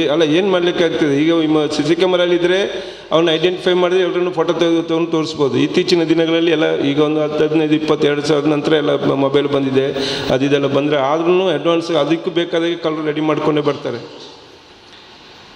ಇನ್ನು ನಮ್ಮ ಈ ಮೊನ್ನೆ ಇತ್ತೀಚೆಗೆ ನಮ್ಮ ಯೂನಿವರ್ಸಿಟಿ ಅವರದೇ ಒಬ್ಬರು ಲೇಡಿ ಬಂದಿದ್ದರು. ಅವ್ರಿಗೇನಾಯಿತು, ಇಲ್ಲಿ ನಮ್ಮ ಉಳ್ಳಾ ಲಿಮಿಟ್ಸ್ಗೆ ಹೋಗಿದ್ದಾರೆ, ನಮ್ಮ ಕೊನಾಜಿ ಬಾರ್ಡ್ರು, ಏನು ನಮ್ಮದು ಸ್ಟೇಷನ್ ಅದೇನು ಬಾರ್ಡ್ರ್ ಏನೋ ಹೋಗಿದ್ದಾರೆ. ವಾಚ್ಮ್ಯಾನ್ ಹತ್ರ ಸ್ವಲ್ಪ ಸುಸ್ತಾಗಿದೆ, ಏನೋ ಕೂತ್ಕೊಂಡು ಹೋಗ್ತೀನಿ ಅಂತೇಳಿ ಒಳಗೆ ಹೋಗಿದ್ದಾರೆ. ಅಲ್ಲೇ ರೂಮಲ್ಲಿ ಕೂತ್ಕೊಳ್ತೀನಿ. ಕೂತ್ಕೊಂಡು ಏನು ಎನಿಸಿದಾಗ ಗೊತ್ತಿಲ್ಲ, ಅವ್ರನ್ನ ಬಾಗಿಲು ಹಾಕ್ಕೊಂಡಿದ್ದಾನೆ ಒಳಗಡೆ, ಏಜ್ಡ್ ಪರ್ಸನ್. ಅವರು ಏನು ಮಾಡಬೇಕು, ಅವರು ಪಾಪ ಎಜುಕೇಟೆಡು, ಏನು ಮಾಡಬೇಕು ಗೊತ್ತಿಲ್ಲ. ಇವರು ಮೇಡಮಿಗೆ ಫೋನ್ ಮಾಡಿದರು ಯೂನಿವರ್ಸಿಟಿಯಲ್ಲಿ, ಅವರು ನಮಗೆ ಫೋನ್ ಮಾಡಿದರು, ನಾವು ಹೋಗಿ ಸ್ಟೇಷನಿಗೆ ಕಂಪ್ಲೇಂಟ್ ಕೊಡಿ ಅಂತೇಳಿ. ನನ್ನ ಹತ್ರ ಬಂದಾಗ ಹೇಳಿದ್ರು, ನೀವು 10ನೇ ಸ್ಟೇಷನ್ ಆದರೂ ಫೋನ್ ತಗೊಳ್ಳಿ, ಕಂಪ್ಲೇಂಟ್ ತಗೊಂಡು ಟ್ರಾನ್ಸ್ಫರ್ ಕೊಡಿ, ಎರಡು ಕೆಲಸ ಅವರಿಗೆ. ಆಯಿತು, ಗಡಿಬಿಡಿ ಮಾಡಬೇಡಿ ಅಂತೇಳಿ ಇಮಿಡಿಯೇಟ್ ನಾನು ಸ್ಟೇಷನಿಗೆ ಫೋನ್ ಮಾಡಿ ಹೇಳಿದೆ. ಆಗ ಅವರು ಆ ಸ್ಥಳದಿಂದ ಇಲ್ಲೆಲ್ಲ ಬಂದು ಕಂಪ್ಲೇಂಟ್ ಕೊಟ್ಟು ಮೇಡಮ್ ನೋಡಿ ಹೋಗ ತುಂಬ 2-3 ಗಂಟೆ ಆಗಿರ್ತೇವೆ. ಅಷ್ಟೊತ್ತಿಗೆ ಅಕ್ಯೂಸ್ಟ್ ಏನಾಗ್ತಾನೆ, ಆರೋಪಿ ತಪ್ಪಿಸ್ಕೊಂಡು ಓಡಿರ್ತಾನೆ. ಅವನು ಮತ್ತೆ ಹಿಡಿಬೇಕಿದ್ರೆ 3-4 ತಿಂಗಳೆಲ್ಲರೂ ಬೆಂಗಳೂರು ಹೋಗಿ ಕೆಲಸಕ್ಕೆ ಸೆಟ್ಲ್ ಆಗಿಬಿಡ್ತಾನೆ. ಕೆಲವರು ಎದುರ್ಕೊಂಡು, ಈಚೆ ಮನೆಯವರಿಗೂ ಲಾಸು, ಅವ್ನ ಮನೆಯಲ್ಲಿ ಗಂಡಸಿಲ್ಲ ಅಂತೇಳಿ ಅವ್ರು ಎದುರ್ಕೊಂಡು ಹೋಗಿರ್ತಾನೆ. ಈಚೆ ಇದು ಕೇಸನ್ನು ಪತ್ತೆ ಆಗೋದಿಲ್ಲ. ಕಡೆಗೆ ನಾವು ಅವರಿಗೆ ಸರಿಯಾದ ಡೈರೆಕ್ಷನ್ ಕೊಟ್ಟು, ನೀವು 112ಗೆ ಫೋನ್ ಮಾಡಬೇಕು. ಆಲ್ ಓವರ್ ನಾನು ನಿನ್ನೆ ಸರ್ ಹತ್ರ ಮಾತಾಡೋಕೆ ಹೇಳಿದ್ದೆ, ತುಂಬ ಎಜುಕೇಟೆಡ್ ಇದ್ದರೆ ಎಷ್ಟು ನಾವು ಹೋದಾಗ ಹೇಳ್ತೀರಿ 112 ಆಲ್ ಓವರ್ ಇಂಡಿಯಾ 112 ಒಂದೇ. ನೀವು ಸಪೋಸ್ ಉಡುಪಿಗೆ ಹೋಗಿ ಒಂದು ಎಲ್ಲರ ಅನ್ನೋನ್ ಪ್ಲೇಸಿಗೆ ಹೋಗ್ಬಿಡಿ, ಅಲ್ಲಿ ಹೋಗಿ ನಿಂತ್ಕೊಂಡು ಏನೋ ಒಂದು ಸಡನ್ಲಿ ಒಂದು 4-5 ಹುಡುಗರು ನಿಮ್ಮನ್ನು ರೌಂಡ್ ಅಪ್ ಮಾಡ್ತಾಯಿದ್ದಾರೆ, ಏನೋ ಒಂದು ಪ್ಲ್ಯಾನ್ ಮಾಡ್ತಾಯಿದ್ದಾರೆ ಅಥವಾ ಏನೋ ಕಿರಿಕಿರಿ ಮಾಡ್ತಾರೆ. ನೀವು ಹೆಲ್ಪ್ಲೆಸ್ ಆ ಪ್ಲೇಸಿಂದ ಅಂದಾಡ್ಲಿಕ್ಕೆ ಆಗೋದಿಲ್ಲ. ನಿಮ್ಮ ಕೈಲಿ ಮೊಬೈಲ್ ಇದೆ, ಎಲ್ಲರ ಕೈಲಿ ಮೊಬೈಲ್ ಇದೆ. ಮೊಬೈಲ್ ತಗೊಂಡು 112ಗೆ ಫೋನ್ ಮಾಡಿ, ಇಮ್ಮಿಡಿಯೇಟ್ ಆನ್ಸರ್ ಮಾಡ್ತಾರೆ 112 ಅವರು. ಕೇಳ್ತಾರೆ ಎಲ್ಲಿದೆ ಅಂತೇಳಿ. ನಾವು ಇಂಥ ಉಡುಪಿ ಇಂಥ ಪ್ಲೇಸಲ್ಲಿ ಇದ್ದೀವಿ ಸರ್, ಇಂಥ ಕಡೆ. ಅಟ್ಲೀಸ್ಟ್ ಆ ಪ್ಲೇಸಿಗೆ ಹೋದ ಪ್ಲೇಸಿದ ಹೆಸರು ಗೊತ್ತಿರುತ್ತೆ ಎಲ್ರಿಗೂ, ಯಾಕಂದರೆ ಆ ಪ್ಲೇಸಿಗೆ ಇಂಥ ಕಡೆ ಅಂತೇಳಿ. ಅಲ್ಲಿ ಗೊತ್ತಿಲ್ಲದಿದ್ರೂ ನೀವು ಮಾತಾಡಿದ ತಕ್ಷಣ ನಿಮ್ಮ ನಂಬರ್ ನೋಡ್ಕೊಂಡು ಟವರ್ ಲೊಕೇಶನ್ ನಮ್ಮ ಇದಕ್ಕೆ ಟ್ಯಾಬಿಗೆ ಹಾಕಿರ್ತಾರೆ, ನಮ್ಮ ಹೊಯ್ಸಳದ ಟ್ಯಾಬ್. ಎಲ್ಲ ಆಲ್ ಓವರ್ ಇಂಡಿಯಾದಲ್ಲಿ ಎಲ್ಲ ಸ್ಟೇಷನಲ್ಲಿ 2 ಗಾಡಿ 3 ಗಾಡಿ ಸುತ್ತಾಡ್ತಾ ಇರ್ತದೆ 24 ಅವರ್ಸು. ಎಲ್ಲ ನೆನಪಿಟ್ಕೊಳ್ಳಿ. ನೀವು 112ಗೆ ಮಾಡಿದ ತಕ್ಷಣ ಇಮಿಡಿಯೇಟು ಆ ಸ್ಥಳಕ್ಕೆ ಒಂದು 15 ಮಿನಿಟ್ಸ್ 10 ಮಿನಿಟ್ಸಲ್ಲಿ ವೆಹಿಕಲ್ ಬಂದುಬಿಡುತ್ತೆ. ನೀವು ಎಲ್ಲೇ ಹೋಗಿ, ಇದು ಜನಗಳಿಗೆ ಗೊತ್ತಿರಲ್ಲ. 112 ಕೊನಜೆಟ್ಟಾನೆಯವರಿಗೆ ಮಾತ್ರ 112. ನಾನು ಕೊನಜೆಟ್ಟಾನೆಯಲ್ಲಿ ಮನೆ ಇದೆ, ನನಗೆ 112. ಹಂಚಿಕೊಂಡದಾದ ನಮ್ಮ ಪಾಂಡೇಶ್ವರಕ್ಕೆ ಹೋದರೆ ಅಥವಾ ಆಚೆ ಮುಳುಕಿ ಹೋದರೆ ಅಂತ ಮಾಡೋದು, ಎಲ್ಲ ಕಡೆಯೂ ಒಂದೇ 112 ಆಲ್ ಓವರ್ ಇಂಡಿಯಾ. ಆದಾಗ ನೀವು ಏನಾಗ್ತೀರಿ, ಈ ಅಪರಾಧಗಳಾದಾಗ ಸಡನ್ಲಿ ಹೆಲ್ಪ್ ತಗೊಳ್ತೀರಿ. ನಂತರ ಇಮಿಡಿಯೇಟ್ ಪೊಲೀಸ್ ಬರುತ್ತೆ, ಅಲ್ಲಿಗೆ ಅವನನ್ನು ಪತ್ತೆ ಹಚ್ಚಲಿಕ್ಕೆ ಭಾರಿ ಈಸಿ ಆಗುತ್ತೆ. ಮತ್ತು ಕೆಲವರಿಗೆ ಸ್ಟೇಷನ್ ಇರ್ತಾಗ ನಿಮಗೆಲ್ಲ ತಪ್ಪು ಹರಿವು, ಸಡನ್ಲಿ ಹೋದ ತಕ್ಷಣ ಕಂಪ್ಲೇಂಟ್ ಕೊಡಬೇಕು. ನಾವು ಇಲ್ಲಿ ಒಂದು ಚಿನ್ನದ ಬಲೆ ಅಂತೇಳಿ ತಂದಿದ್ದ, ಅದನ್ನು ತಗೊಂಡ್ರು, ಫೈನಾನ್ಸ್ನವ್ರು ಇಟ್ಕೊಂಡ್ರು, ಬಿಟ್ಟರು, ತಗೊಂಡ್ಬಿಟ್ಟು ಅದು ನೋಡಿ ರೋಲ್ಡ್ ಗೋಲ್ಡು. ಇಮಿಡಿಯೇಟ್ ಸ್ಟೇಷನಿಗೆ ಬಂದ ತಕ್ಷಣ ಕಂಪ್ಲೇಂಟ್ ಕೊಡಬೇಕು, ಹೋಗಬೇಕು. ಜನಗಳಿಗೆ ತಪ್ಪು ಅಭಿಪ್ರಾಯ ಇದೆ, ಹೇಗೆ ಸ್ಟೇಷನಿಗೆ ಬಂದ ತಕ್ಷಣ ಕೊಟ್ಬಿಟ್ಟು ಓಡ್ಬಿಡೋದಪ್ಪ. ಅಲ್ಲ, ನಮಗೆ ಅಲ್ಲಿ ಕ್ರಮಗಳಿದೆ. ಈಗ ನಾವು ಹೋದ ತಕ್ಷಣ ಆಪ್ರೇಷನ್ ಮಾಡಿಬಿಡ್ತಾರ, ಹೊರಗೆ ಹೋದ ತಕ್ಷಣ ಕೆಲವು ಟೆಸ್ಟ್ ಎಲ್ಲ ಮಾಡ್ತಾರೆ. ಅದೇ ಥರ ನಮ್ಮದು ಸಹ ಇದು ಅದನ್ನು ಕಂಪ್ಲೇಂಟ್ ಬರೆಸ್ಕೋಬೇಕು, ನಾಲ್ದು ಕೋರ್ಟಲ್ಲಿ ಅದು ಎವಿಡೆನ್ಸ್ ಆಗಬೇಕು. ಸರಿಯಾದವಾಗಿ ಕಂಪ್ಲೇಂಟ್ ತಗೊಳ್ಳೋದಿದ್ದರೆ ನಾಳೆ ಕೇಸ್ ಬಿದ್ದು ಹೋಗುತ್ತೆ. ಸುಮ್ಮನೆ ನಿಮಗೆ ಟೈಮ್ ಎಷ್ಟು, ಅವನಿಗೆ ಆರೋಪಿಗೆ ಏನು ಶಿಕ್ಷೆ ಸಿಗೋದಿಲ್ಲ.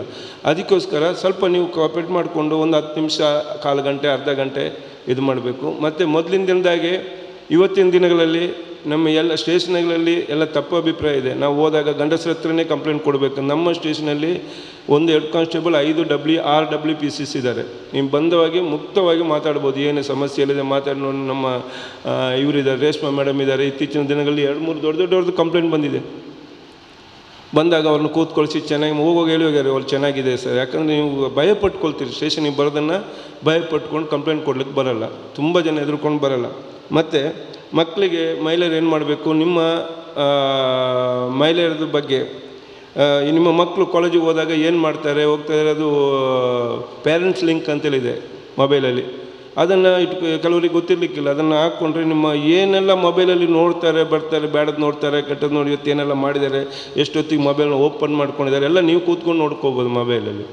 ಅಂಥ ವ್ಯವಸ್ಥೆ. ಮತ್ತು ಸೈಬರ್ ಕ್ರೈಮ್ಸ್ ತುಂಬ ಜನ ಇವತ್ತು ಸೈಬರ್ ಕ್ರೈಮ್ಸಲ್ಲಿ ಮೋಸ ಹೋಗ್ತೀರಿ. ಅವು ಏನೋ ಎಲ್ಲ ನೋಡಿದರೆ ಎಲ್ಲ ಗ್ರ್ಯಾಜುಯೇಟ್ ಇರ್ತಾರೆ, ತುಂಬ ಓದ್ಕೊಂಡಿರ್ತಾರೆ. ಮೊಬೈಲಲ್ಲಿ ಫೋನ್ ಮಾಡಿಕೊಂಡು ಮೇಡಮ್ ಏನು 2 ಲಕ್ಷ ಹಾಕಿ ಈಗೀಗೆ ನಾವು ಅಮೇರಿಕ ಕಂಪನಿಯೊಟ್ಟಿಗೆ ಶೇರ್ ಮಾಡಿಕೊಂಡು 2 ಕೋಟಿ 1 ಕೋಟಿ ಸಿಗ್ತದೆ ನೋಡಿ, ಸಿಕ್ಕಿದವ್ರದ್ದು ಅಡ್ರೆಸ್ ಅಂತೇಳಿ ನಿಮ್ಮ ಮೊಬೈಲಿಗೆ ಕಳಿಸ್ತಾರೆ. ನೀವು ಇಮಿಡಿಯೇಟ್ ಏನು ಮಾಡ್ತೀರಿ, 2 ಕೋಟಿ 1 ಕೋಟಿ ಸಿಗ್ತದೆ, 75 ಲಕ್ಷ, ಓ ದೇವರೇ ಯಾರಿಗೆ ಹೇಳೋದು ಬೇಡ, ಇದನ್ನು ಮಾಡಿಬಿಡು ಅಂತೇಳಿ 2 ಲಕ್ಷ ಇಮಿಡಿಯೇಟ್ ಅವನ ಅಕೌಂಟಿಗೆ ಹಾಕ್ಬಿಡ್ತೀರಿ. ಆಯಿತಾ? ಇದು ಯಾಕೆ ನಾನು ಹೇಳ್ತಾ ಇದ್ದೀನಿ, ಬರೀ ಕತೆ ಹೇಳ್ತಾ ಇಲ್ಲ. ಇಲ್ಲಿ ಕೇಸುಗಳು ಬಂದಿದ್ದು, ತುಂಬ ಕೇಸುಗಳು ಬಂದಿದೆ ನಮ್ಮಲ್ಲಿಗೆ. ತುಂಬ ಸ್ಟೇಷನ್ಗಳಿಗೆ ಆಲ್ ಓವರ್ ಕರ್ನಾಟಕದಲ್ಲಿ ಕೇಸುಗಳು ಬರ್ತಾಯಿದೆ. ತುಂಬ ಬಂದ ತಕ್ಷಣ ಮತ್ತೆ ಮೋಸ ಹೋಗ್ತಾರೆ. ಮತ್ತು ಮದುವೆ ಆಗಲಿಕ್ಕೆ ಹುಡುಗಿ ನೋಡೋದು, ಹುಡುಗ ಬೇಕಂತೇಳಿ ಮೋಟರ್ ಇದು ಸೈಬರಲ್ಲಿ ಇದರಲ್ಲಿ ಬರುತ್ತೆ, ಅದಕ್ಕೆ ಕಳಿಸ್ಕೊಡೋದು. ಅವಾಗ ಗಿಫ್ಟ್ ಕಳಿಸ್ಕೊಡ್ತಾನೆ, ಅದಕ್ಕೆ ಇಷ್ಟು ಲಕ್ಷ ಹಾಕಿ ಏನೋ ಒಂದು ಸುಳ್ಳು ಹೇಳ್ತಾರೆ. ಇಮಿಡಿಯೇಟ್ ಅದನ್ನು ಯಾರಿಗೆ ಹೇಳೋದಿಲ್ಲ, ಇಮಿಡಿಯೇಟ್ ಹಾಕ್ತೀರಿ. ಮತ್ತು OTP ನಂಬರ್ ಕೇಳ್ತಾರೆ, ನಿಮ್ಮ ಅಕೌಂಟಲ್ಲಿ ಅದಾಗಿದೆ ಇದಾಗಿದೆ, ಇಮಿಡಿಯೇಟ್ ಕೊಟ್ಬಿಡ್ತೀರಿ. ಎಲ್ಲ ಜಾಸ್ತಿ ಅದನ್ನು ಮಹಿಳೆಯರನ್ನ ಇದು ಮಾಡ್ಕೊಳ್ತಾರೆ. ಯಾಕೆ ನೀವು ಮನೆಯಲ್ಲೇ ಇರ್ತೀರಿ. ಅಲ್ಲಿಂದ ಎಲ್ಲಿ ಫಾರಿನ್ನಲ್ಲಿದ್ದಾರೆ, ನಮ್ಮ ಕೆಲವು ಗಂಡಸರು ಫಾರಿನ್ನಲ್ಲಿ ಇರ್ತಾರೆ. ಇಲ್ಲಿ ಹೆಂಗಸರು ಮನೆಯಲ್ಲಿ ನೀವು ಆರಾಮಾಗಿ ಎಜುಕೇಷನ್ ಎಲ್ಲ ಮಾಡ್ಕೊಂಡು ಮನೇಲಿ ಮಕ್ಕಳ ಶಾಲೆಗಳು, ಅಲ್ಲಿಂದ ಕಳಿಸಿದ ದುಡ್ಡನ್ನು ಇನ್ನೊಬ್ಬ ಯಾರೋ ಹೇಳ್ತಾರೆ, ಒಂದು ಹೆಂಗಸು ಬಂದು ಹೇಳುತ್ತೆ 1 ಲಕ್ಷ ಹಾಕಿದರೆ ನಿಮಗೆ 10 ಲಕ್ಷ ಸಿಗುತ್ತೆ. ಆಯಿತಾ? ಉಡುಪಿಯಲ್ಲಿ ಒಂದು ಹೆಂಗಸ ಆಯ್ತು ಹಾಗೆ. ಅವರು ಹೋಗಿ ಎಲ್ಲ ಶೇರ್ ಮಾಡಿಕೊಂಡು, ಅವರು ಇದನ್ನೆಲ್ಲ ಶೇರ್ ಮಾಡಿಕೊಂಡು ಕಡೆಗೆ ಸುಸೈಡ್ ಮಾಡಿಕೊಂಡ್ರು. ಉಪಾಯ ಇಲ್ಲ, ಬೇರೆ ಗಂಡ ಬರ್ತಾನೆ, ಇಲ್ಲಿ 10-15 ಲಕ್ಷ ಲಾಸ್ ಮಾಡ್ಕೊಂಡಿದ್ದಾರೆ, ಏನು ಮಾಡ್ತಾರೆ? ಹಾಗಾಗಿ ಇಂಥದನ್ನೆಲ್ಲ ಸ್ವಲ್ಪ ಜಾಗ್ರತೆ ವಹಿಸಬೇಕು. ನಿಮ್ಮ ನೆರೆಕರೆಯವರಿಗೆ ಹೇಳಬೇಕು. ಮತ್ತು ನೀವು ಈಗ ಮಕ್ಕಳು ಶಾಲೆಗೆ ಹೋಗ್ತಾರೆ, ಒಂದು ರೋಟಲ್ಲಿ ಯಾರಾದರೂ ಕಿರಿಕಿರಿ ಮಾಡ್ತಾರೆ, ಅದನ್ನು ಬಂದ ಯಾವುದೇ ಭಯಪಡದೆ ಸ್ಟೇಷನ್ನಿಗೆ ಅಥವಾ ನಿಮ್ಮ ಟೀಚರ್ಸ್ಗಳಿಗೆ ಅಥವಾ ಇನ್ನು ಯಾರಾದರೂ ಪೇರೆಂಟ್ಸ್ಗಳಿಗೆ, ನಿಮ್ಮ ಸ್ನೇಹಿತರಿಗೆ ಹೇಳ್ಕೊಂಡು ನಿಮ್ಮ ಸ್ಟೇಷನ್ಗೆ ಬರಲಿಕ್ಕೆ ಹೆದರಿಕೆ ಆಗುತ್ತೆ. ಈಗ ಎಲ್ಲ NGOsಗಳಿದ್ದಾರೆ, ಅಥವಾ ನಿಮ್ಮ ಟೀಚರ್ಸಿಗೆ ಹೋಗಿ ಡೈರೆಕ್ಟ್ ಹೇಳ್ಕೊಂಡು ಟೀಚರ್ನೇ ಬೇಕಾದ್ರೆ ಕರ್ಕೊಂಬರ್ಬೋದು. ಎಲ್ಲ ನಮಗೆ ಮಾತಾಡಲಿಕ್ಕೆ ಹೆದರಿಕೆ ಆಗ್ತಪ್ಪ ಪೊಲೀಸರ ಹತ್ರ ಅಂತೇಳಿ ಇವತ್ತೇ ಹೋಗಿ ಹೇಳ್ಬೇಕು. ಎಲ್ಲರೂ ಇಷ್ಟು ಕಡಿಮೆ ಜನ ಇದ್ದೀರಿ, ಇನ್ನೊಂದು ದೊಡ್ಡ ಸಭೆ ಮಾಡುವಾಗ ಹೇಳ್ತೀನಿ, ಯಾರು ಭಯಪಡಬಾರ್ದು. ಸ್ಟೇಷನು ನಿಮಗೋಸ್ಕರ ಇರೋದು. ಸ್ಟೇಷನಲ್ಲಿ ನಿಮಗೋಸ್ಕರ ನ್ಯಾಯ ಕೊಡಲಿಕ್ಕೋಸ್ಕರ ನಮ್ಮನ್ನೆಲ್ಲ ನೇಮಿಸಿದ್ದು. ತಪ್ಪಿ ಹೋಗ್ಲಿಕ್ಕಿಲ್ಲ. ಈಗ ನಾವಾದರೂ ಅಷ್ಟೇ ಕಾನೂನು ಬಿಟ್ಕೊಂಡು ಏನಾದ್ರು ಹಾವು ಅಂತೇಳಿ ಅಹಂಕಾರ ಮಾಡಿದ್ರೆ ಅದೆಲ್ಲ ಒಂದು ಕಾಲದಲ್ಲಿ ಇತ್ತು.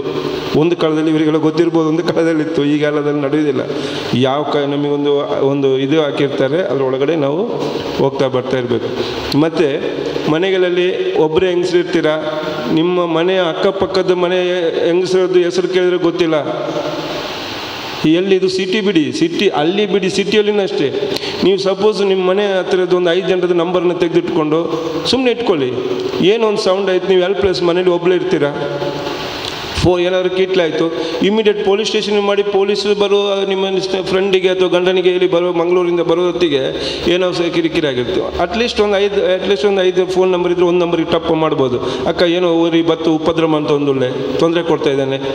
ಸಡನ್ಲಿ 5 ಜನರ ಹತ್ರ ಇರುವಾಗ ಒಂದು 3 ಜನ ಒಬ್ಬರು ಬರ್ಬೋದು, ನಿಮ್ಮ ಒಳ್ಳೆ ಸ್ನೇಹಿತರು ಇರ್ಬೋದು. ಅಟ್ಲೀಸ್ಟ್ ಒಂದು ಅವಾಯ್ಡ್ ಆಗುತ್ತೆ. ಮತ್ತು ಕೆಲವು ಮಹಿಳೆಯರು ತುಂಬ ಕಷ್ಟದಲ್ಲಿದ್ದಾರೆ. ಅಂದರೆ ಕಾನೂನು ರೀತಿಯ ಶೋಷಣೆಗಳನ್ನ ಗಂಡ ಉಪದ್ರ ಮಾಡೋದು, ಅವ ಉಪದ್ರ ಮಾಡೋದು, ಅದನ್ನು ಹೇಳ್ಕೊಳ್ಳಿಕ್ಕೆ ಆಗದೆ ತುಂಬ ಜನರು ಸೂಸೈಡ್. ನಮಗೆ ಈ ತಿಂಗಳಲ್ಲಿ ಒಂದು 4-5 ಪ್ರಕರಣ ಆಯಿತು, ಮಹಿಳೆಯರು ಹೋಗಿ ಬಾವಿಗಾರಿದ್ದು. ಧೈರ್ಯ ಕಡಬೇಡಿ, ಏನು ಸೋತು ಹೋದರೆ ಅದು ಹಾಗೆ ಹೋಯಿತು. ಮತ್ತು ನೆಕ್ಸ್ಟ್ ಬನ್ನಿ, ಸ್ಟೇಷನಿಗೆ ಬನ್ನಿ, ನಿಮಗೆ ಹಿರಿಯರು ಇದ್ದಾರೆ, ಸಮಾಜದಲ್ಲಿ ನಮಗೋಸ್ಕರ ಸೇವೆ ಮಾಡೋರು ಎಲ್ಲರೂ ಒಂದೇ ಥರ ಇರಲಿಕ್ಕಿಲ್ಲ. ಹಾಗಾಗಿ ಅಂಥದ್ದನ್ನೆಲ್ಲ ಇದು ಮಾಡಲಿಕ್ಕೆ ಹೋಗಬೇಡಿ.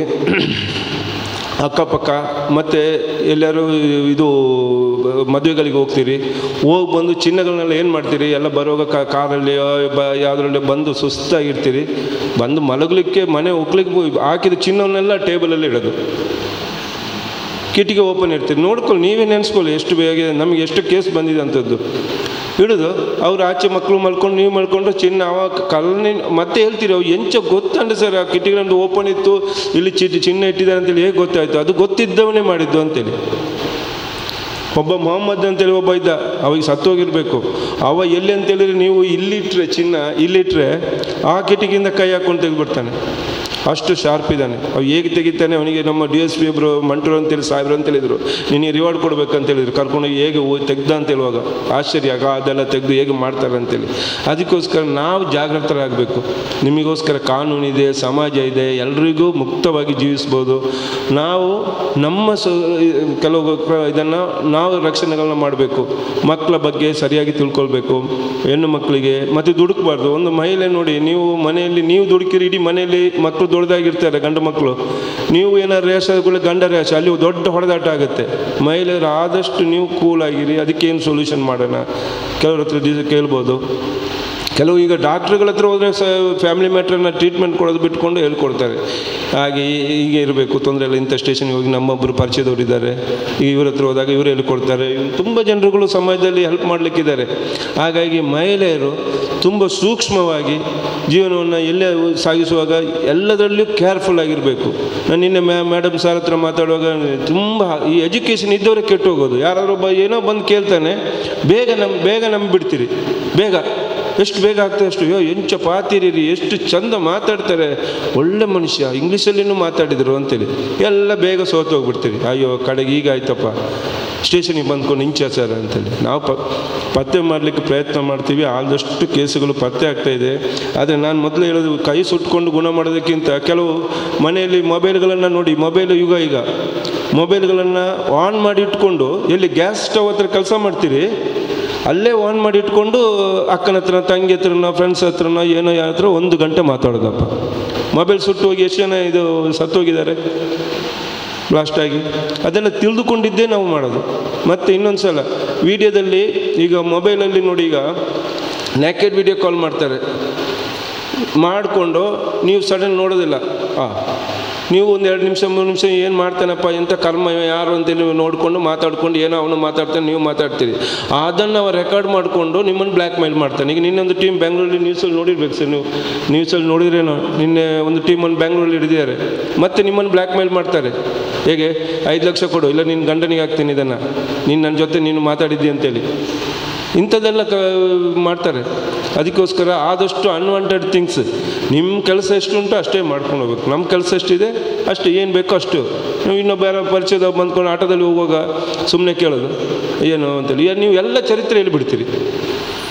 ಎಲ್ಲ ಚರಿತ್ರೆನೂ ಅವನಿಗೆ ಏನು ಬೇಕೋ ಎಲ್ಲ ಚರಿತ್ರೆ, ಅವನಿಗೆ ಬೇಕಾದಷ್ಟು ಚರಿತ್ರೆ ಮಾಡಿಬಿಡ್ತೀರಿ, ಆಯಿತಾ. ಮತ್ತು ಈಗ ವಾಟ್ಸಪ್ಪಲ್ಲಿ ಸ್ಟೇಟಸ್ ಹಾಕೋದು ಒಂದು ದೊಡ್ಡ ಸ್ಟೈಲ್ ಆಗಿಬಿಟ್ಟಿದೆ. ಎಲ್ಲಿ ಎಂಕ್ಳು ಪೂರ ಶೃಂಗೇರಿ ಡೂಲ್ಲೋ, ಶೃಂಗೇರಿಯಲ್ಲಿ, ನನ್ನ ಕುಟುಂಬ ಸಮೇತ ಶೃಂಗೇರಿಯಲ್ಲಿ, ಆಯ್ತಲ್ಲ. ಇವನಿಗೆ ಕಲ್ಲನಿ ಅವತ್ತೇ ಗ್ರಾಚಾರ, ನಿಮ್ಮ ಮನೆ ಬ್ಲಾಕ್ ಆಗಿದೆ ಅಂತೇಳಿ ಗೊತ್ತಾಗಿ ಇವತ್ತು ಏನು ಕಲ್ಮಕ್ಕೋ ಕಳ್ತನ ಆಗಿಬಿಟ್ರೆ, ಇದು ನಮ್ಗೆ ಗೊತ್ತಿದ್ದವರೇ ಮಾಡಿದ್ದು ಸರ್, ಇದು ನಮಗೆ ಗೊತ್ತಿದ್ದವರೇ ಮಾಡಿದ್ದು. ಇಲ್ಲಿನೂ ಸಮಸ್ಯೆ, ಒಂದು ಕಡೆಯಿಂದ ಮನೆ ಕಳ್ತನ ಆಗಿದೆ, ಈ ಸ್ಟೇಟಸಲ್ಲಿ ಅದು ಯಾವಕ್ಕಪ್ಪ ನೀವೆಲ್ಲ ಹೋಗಿರಿ ಅಂತೇಳಿ ಹಾಕ್ಕೊಳ್ಳಿ, ನಾನು ಬೇಡ ಅಂತ ಹೇಳೋದಿಲ್ಲ. ಕೆಲವು ಹೊಡೆದು ಕಳಿಸ್ತಾರೆ, ನಾವು ಕುಟುಂಬ ಸಮೇತರಾಗಿ ಹೋಗಿದ್ದೇವೆ ಅಂತೇಳಿ, ಮನೆಯಲ್ಲಿ ಯಾರು ಇಲ್ಲ ಅಂತೇಳಿ ಬೇಕಿಲ್ಲ ಹಾಕ್ಬಿಡ್ತೀರಿ. ಹಾಗಾಗಿ ನಾವಾಗೇ ಎಲ್ಲ ಹೋಗಿ, ಈಗ ಅದಿದೆ ಇದಿದೆ ಎಲ್ಲ ಇದೆ, ಹೌದು, ನಾವಾಗೆ ಕೈ ಬೆಂಕಿ ಅಂತೇಳಿ ಗೊತ್ತಿದ್ದು ಸುಟ್ಕೊಳ್ಳೋದು ಯಾಕೆ? ಜಾಗ್ರತೆ ಮಾಡಿ ಅಷ್ಟೇ. ಮತ್ತೆ ಗೊತ್ತಿಲ್ಲದೆ ಕೆಲವು ಸಲ ರಟ್ಟಿ ಸ್ಪ್ರೆಡ್ ಆಗಿ ಇದಾಗುತ್ತೆ, ಅದು ವಿಷಯ ಬೇರೆ. ಹಾಗಾಗಿ ಎಲ್ಲ ಈ ಕೈಹಿಂಸೆಗಳ ಬಗ್ಗೆ ತುಂಬ ಅಪರಾಧಗಳು ನಡೀತಾ ಇದೆ. ಅಪರಾಧಗಳು ನಮ್ಮ ಕೊಣಾಜೆ ಠಾಣೆಯಲ್ಲಿ ಇವರು ಮೇಡಮ್ ಹೇಳಿದಾಗೆ ನಮ್ಮ ಲಿಮಿಟ್ಸಲ್ಲಿ ಯಾವ ಅಪರಾಧಗಳು ಕಡಿಮೆ ಇದೆ. ಎಲ್ಲರೂ ಸ್ವಲ್ಪ ಇನ್ನೂ ಹೆಚ್ಚಿನ ಬುದ್ಧಿವಂತರಾಗಬೇಕು. ಮಕ್ಕಳಿಗೂ ಸರಿಯಾಗಿ ಕಾನೂನು ಬಗ್ಗೆ ತಿಳುವಳಿಕೆ ಕೊಡಬೇಕು. ನೀವು ಜಾಗೃತರಾಗಬೇಕು. ಮತ್ತು ಯಾವುದೇ ಸಮಯದಲ್ಲಿ ನಮ್ಮ ಠಾಣೆಗೆ ನಿಮಗೆ ಏನಾದರೂ ತೊಂದರೆಗಳಾದಾಗ ಯಾವುದೇ ಸಂಕೋಚವಿಲ್ಲದೆ ಎನಿ ಟೈಮ್ ನೀವು ನಿಮ್ಮ ಕೊಣಾಜೆ ಠಾಣೆ ಇಲ್ಲ, ನೀವು ಬಂದು ಈಗ ಅನ್ಯಾಯ ಆಯಿತು ಅಂತೇಳಿದ್ರೆ ನನಗೆ ನನ್ನ ನಂಬರ್ ಬೇಕಾದ್ರೆ ಕೊಟ್ಟು ಧೈರ್ಯವಾಗಿ ಹೇಳ್ತೀನಿ ನಾನು. ಸರ್ ನಾನು ಈಗ ಬಂದಾಗ ಈಗ ಒಂದು ತೊಂದರೆ ಆಯಿತು, ನಮಗೆ ಇಲ್ಲಿ ಅನ್ಯಾಯ ಆಗಿದೆ ಅಂತೇಳಿ ನಾನು ಈಗ ಬೇಕಾದ್ರೆ ಹೇಳ್ತೀನಿ, ನಿಮ್ಮ ಎದುರು ನಿಂತ್ಕೊಂಡು ಕೊಡಿ ಅಂತಿದ್ದರೆ ಚಾಲೆಂಜ್ ಮಾಡಿ. ನಾವಿರೋದೇ ನಿಮಗೋಸ್ಕರ ಹೆಲ್ಪ್ ಮಾಡಲಿಕ್ಕೆ ಅಂಥ ಮನೋಭಾವ ಬೆಳೆಸ್ಕೊಳ್ಬೇಕು ಪ್ರತಿಯೊಬ್ಬರು. ನಾವೇನಾದರೂ ಸಮಾಜದಲ್ಲಿ ಏನಾದ್ರು ಮಾಡಿ ಸಮಾಜಕ್ಕೆ ಸ್ವಲ್ಪ ಹೆಲ್ಪ್ ಮಾಡಿದ್ದೀವಿ ಅಂತೇಳಿ ಸ್ವಲ್ಪ ನೆಮ್ಮದಿಯಾಗಿರುತ್ತೆ. ಹಾಗಾಗಿ ತಿಳ್ಕೊಂಡು ನಿಮಗೆ ಈ ಸಂದರ್ಭದಲ್ಲಿ ಹೇಳ್ತಾ ಇದ್ದೀನಿ ನಾನು, ನೀವು ಯಾವುದೇ ನಿಮ್ಮ ಅಕ್ಕಪಕ್ಕದವರಿಗೆ ಹೇಳಿ ಕೊಣಾಜೆ ಪೊಲೀಸ್ ಠಾಣೆ ನಿಮಗೆ ತೊಂದರೆ ಆದಾಗ ಯಾವುದೇ ಸಂಕೋಚವಿಲ್ಲದೆ ಒಬ್ಬರೇ ಬನ್ನಿ. ಯಾವುದು ಇನ್ಫ್ಲುಯೆನ್ಸ್ ಬೇಡ, ಅವ್ರದ್ದು ಇವ್ರದ್ದು ಇನ್ಫ್ಲುಯೆನ್ಸ್ ಎಲ್ಲ ಬೇಡ, ಡೈರೆಕ್ಟ್ ಬನ್ನಿ. ಬಂದು ನಿಮ್ಮ ಇದನ್ನು ಒಂದು ನಮ್ಮಲ್ಲಿಗೆ ಬರ್ತವೆ ಕೆಲವೆಲ್ಲ ಗಂಡ ಹೆಂಡ್ತಿರು ಗಲಾಟೆ ಆದಿದ್ದು ನನ್ನಲ್ಲಿಗೆ ಬಂದಿದ್ದನ್ನು ನಾನು 1 ಗಂಟೆ 2 ಗಂಟೆ ತಗೊಂಡು ಅದನಿಗೆ ಫುಲ್ಲು ವಿಚಾರಣೆ ಎಲ್ಲ ಮಾಡಿ ಅವ್ರಿಗೆ ಏನು ನ್ಯಾಯ ಕೊಡಿಸ್ಬೇಕು, ಅವ್ರಿಗೆ ಸಹ ಏನು ಹೇಳಬೇಕು ಅದನ್ನು ಮಾಡಿಕೊಡ್ತೀವಿ. ಹಾಗಾಗಿ ಇವತ್ತು ನನಗೆ ಇದಕ್ಕೆ ಸಭೆಗೆ ಮಾತಾಡಲಿಕ್ಕೆ ಅವಕಾಶ ಮಾಡಿಕೊಟ್ಟಂಥ ಸಾರ್ ಮತ್ತು ಮೇಡಮು ಮತ್ತು ನಿಮ್ಮೆಲ್ಲರಿಗೂ ಧನ್ಯವಾದ ನೆನೆಸ್ಕೊಂಡು ಜೈ ಹಿಂದ್ ಜೈ ಕರ್ನಾಟಕ. ಮಾಹಿತಿಯನ್ನು ಕೊಟ್ಟಿದ್ದಾರೆ. ಅದನ್ನು ನಾವು ಕೇಳಿಕೊಂಡು ಮುಂದೆ ಈ ಕಾರ್ಯಕ್ರಮದ ಒಂದು ಆಶಯವನ್ನು ಪೂರೈಸಲಿಕ್ಕೆ ಅದು ಸಹಕಾರಿಯಾಗತ್ತೆ ಅಂತ ಹೇಳಿ ಬಯಸ್ತಾ ಇದ್ದೇನೆ. ಕಾರ್ಯಕ್ರಮದ ಅಧ್ಯಕ್ಷತೆಯನ್ನು ನಮ್ಮವರೇ ಆದ ಪ್ರೊಫೆಸರ್ ಕಿಶೋರ್ ಕುಮಾರ್ CK ಅವರು ವಹಿಸಿದ್ದಾರೆ. ಮೊದಲಿಂದಲೂ ಕೂಡ ಮಂಗಳೂರು ನಾನು ಎಲ್ಲಿಯಾದರೂ ಯಾರ ಹತ್ರ ಆದರೂ ಮಂಗಳೂರು ಯೂನಿವರ್ಸಿಟಿಯಲ್ಲಿ ನೀವೆಲ್ಲಿ ಕೆಲಸ ಮಾಡೋದು ಮಂಗಳೂರು ಯೂನಿವರ್ಸಿಟಿಯಲ್ಲಿ, ಅಲ್ಲಿ ಡಾಕ್ಟರ್ ಕಿಶೋರ್ ಅವರು ಇದ್ದಾರಲ್ವ ಅಂತ ಕೂಡಲೇ ಒಂದು ಮಾತು ಬರುವಂಥದ್ದು. ಅಂದರೆ ಒಂದು ರೀತಿಯಲ್ಲಿ ಅವರು ಕಳೆದ 30 ವರ್ಷದಿಂದ the face of the university ಅಂತ, face of the Mangalore university ಅಂದರೆ ಕಿಶೋರ್ ಕುಮಾರ್ ಅಂತ. ಈಗಂತೂ ಕುಲಸಚಿವರಾದ ಮೇಲೆ ಅಫ್ಕೋರ್ಸ್ ಈ is the very authentic face of the university.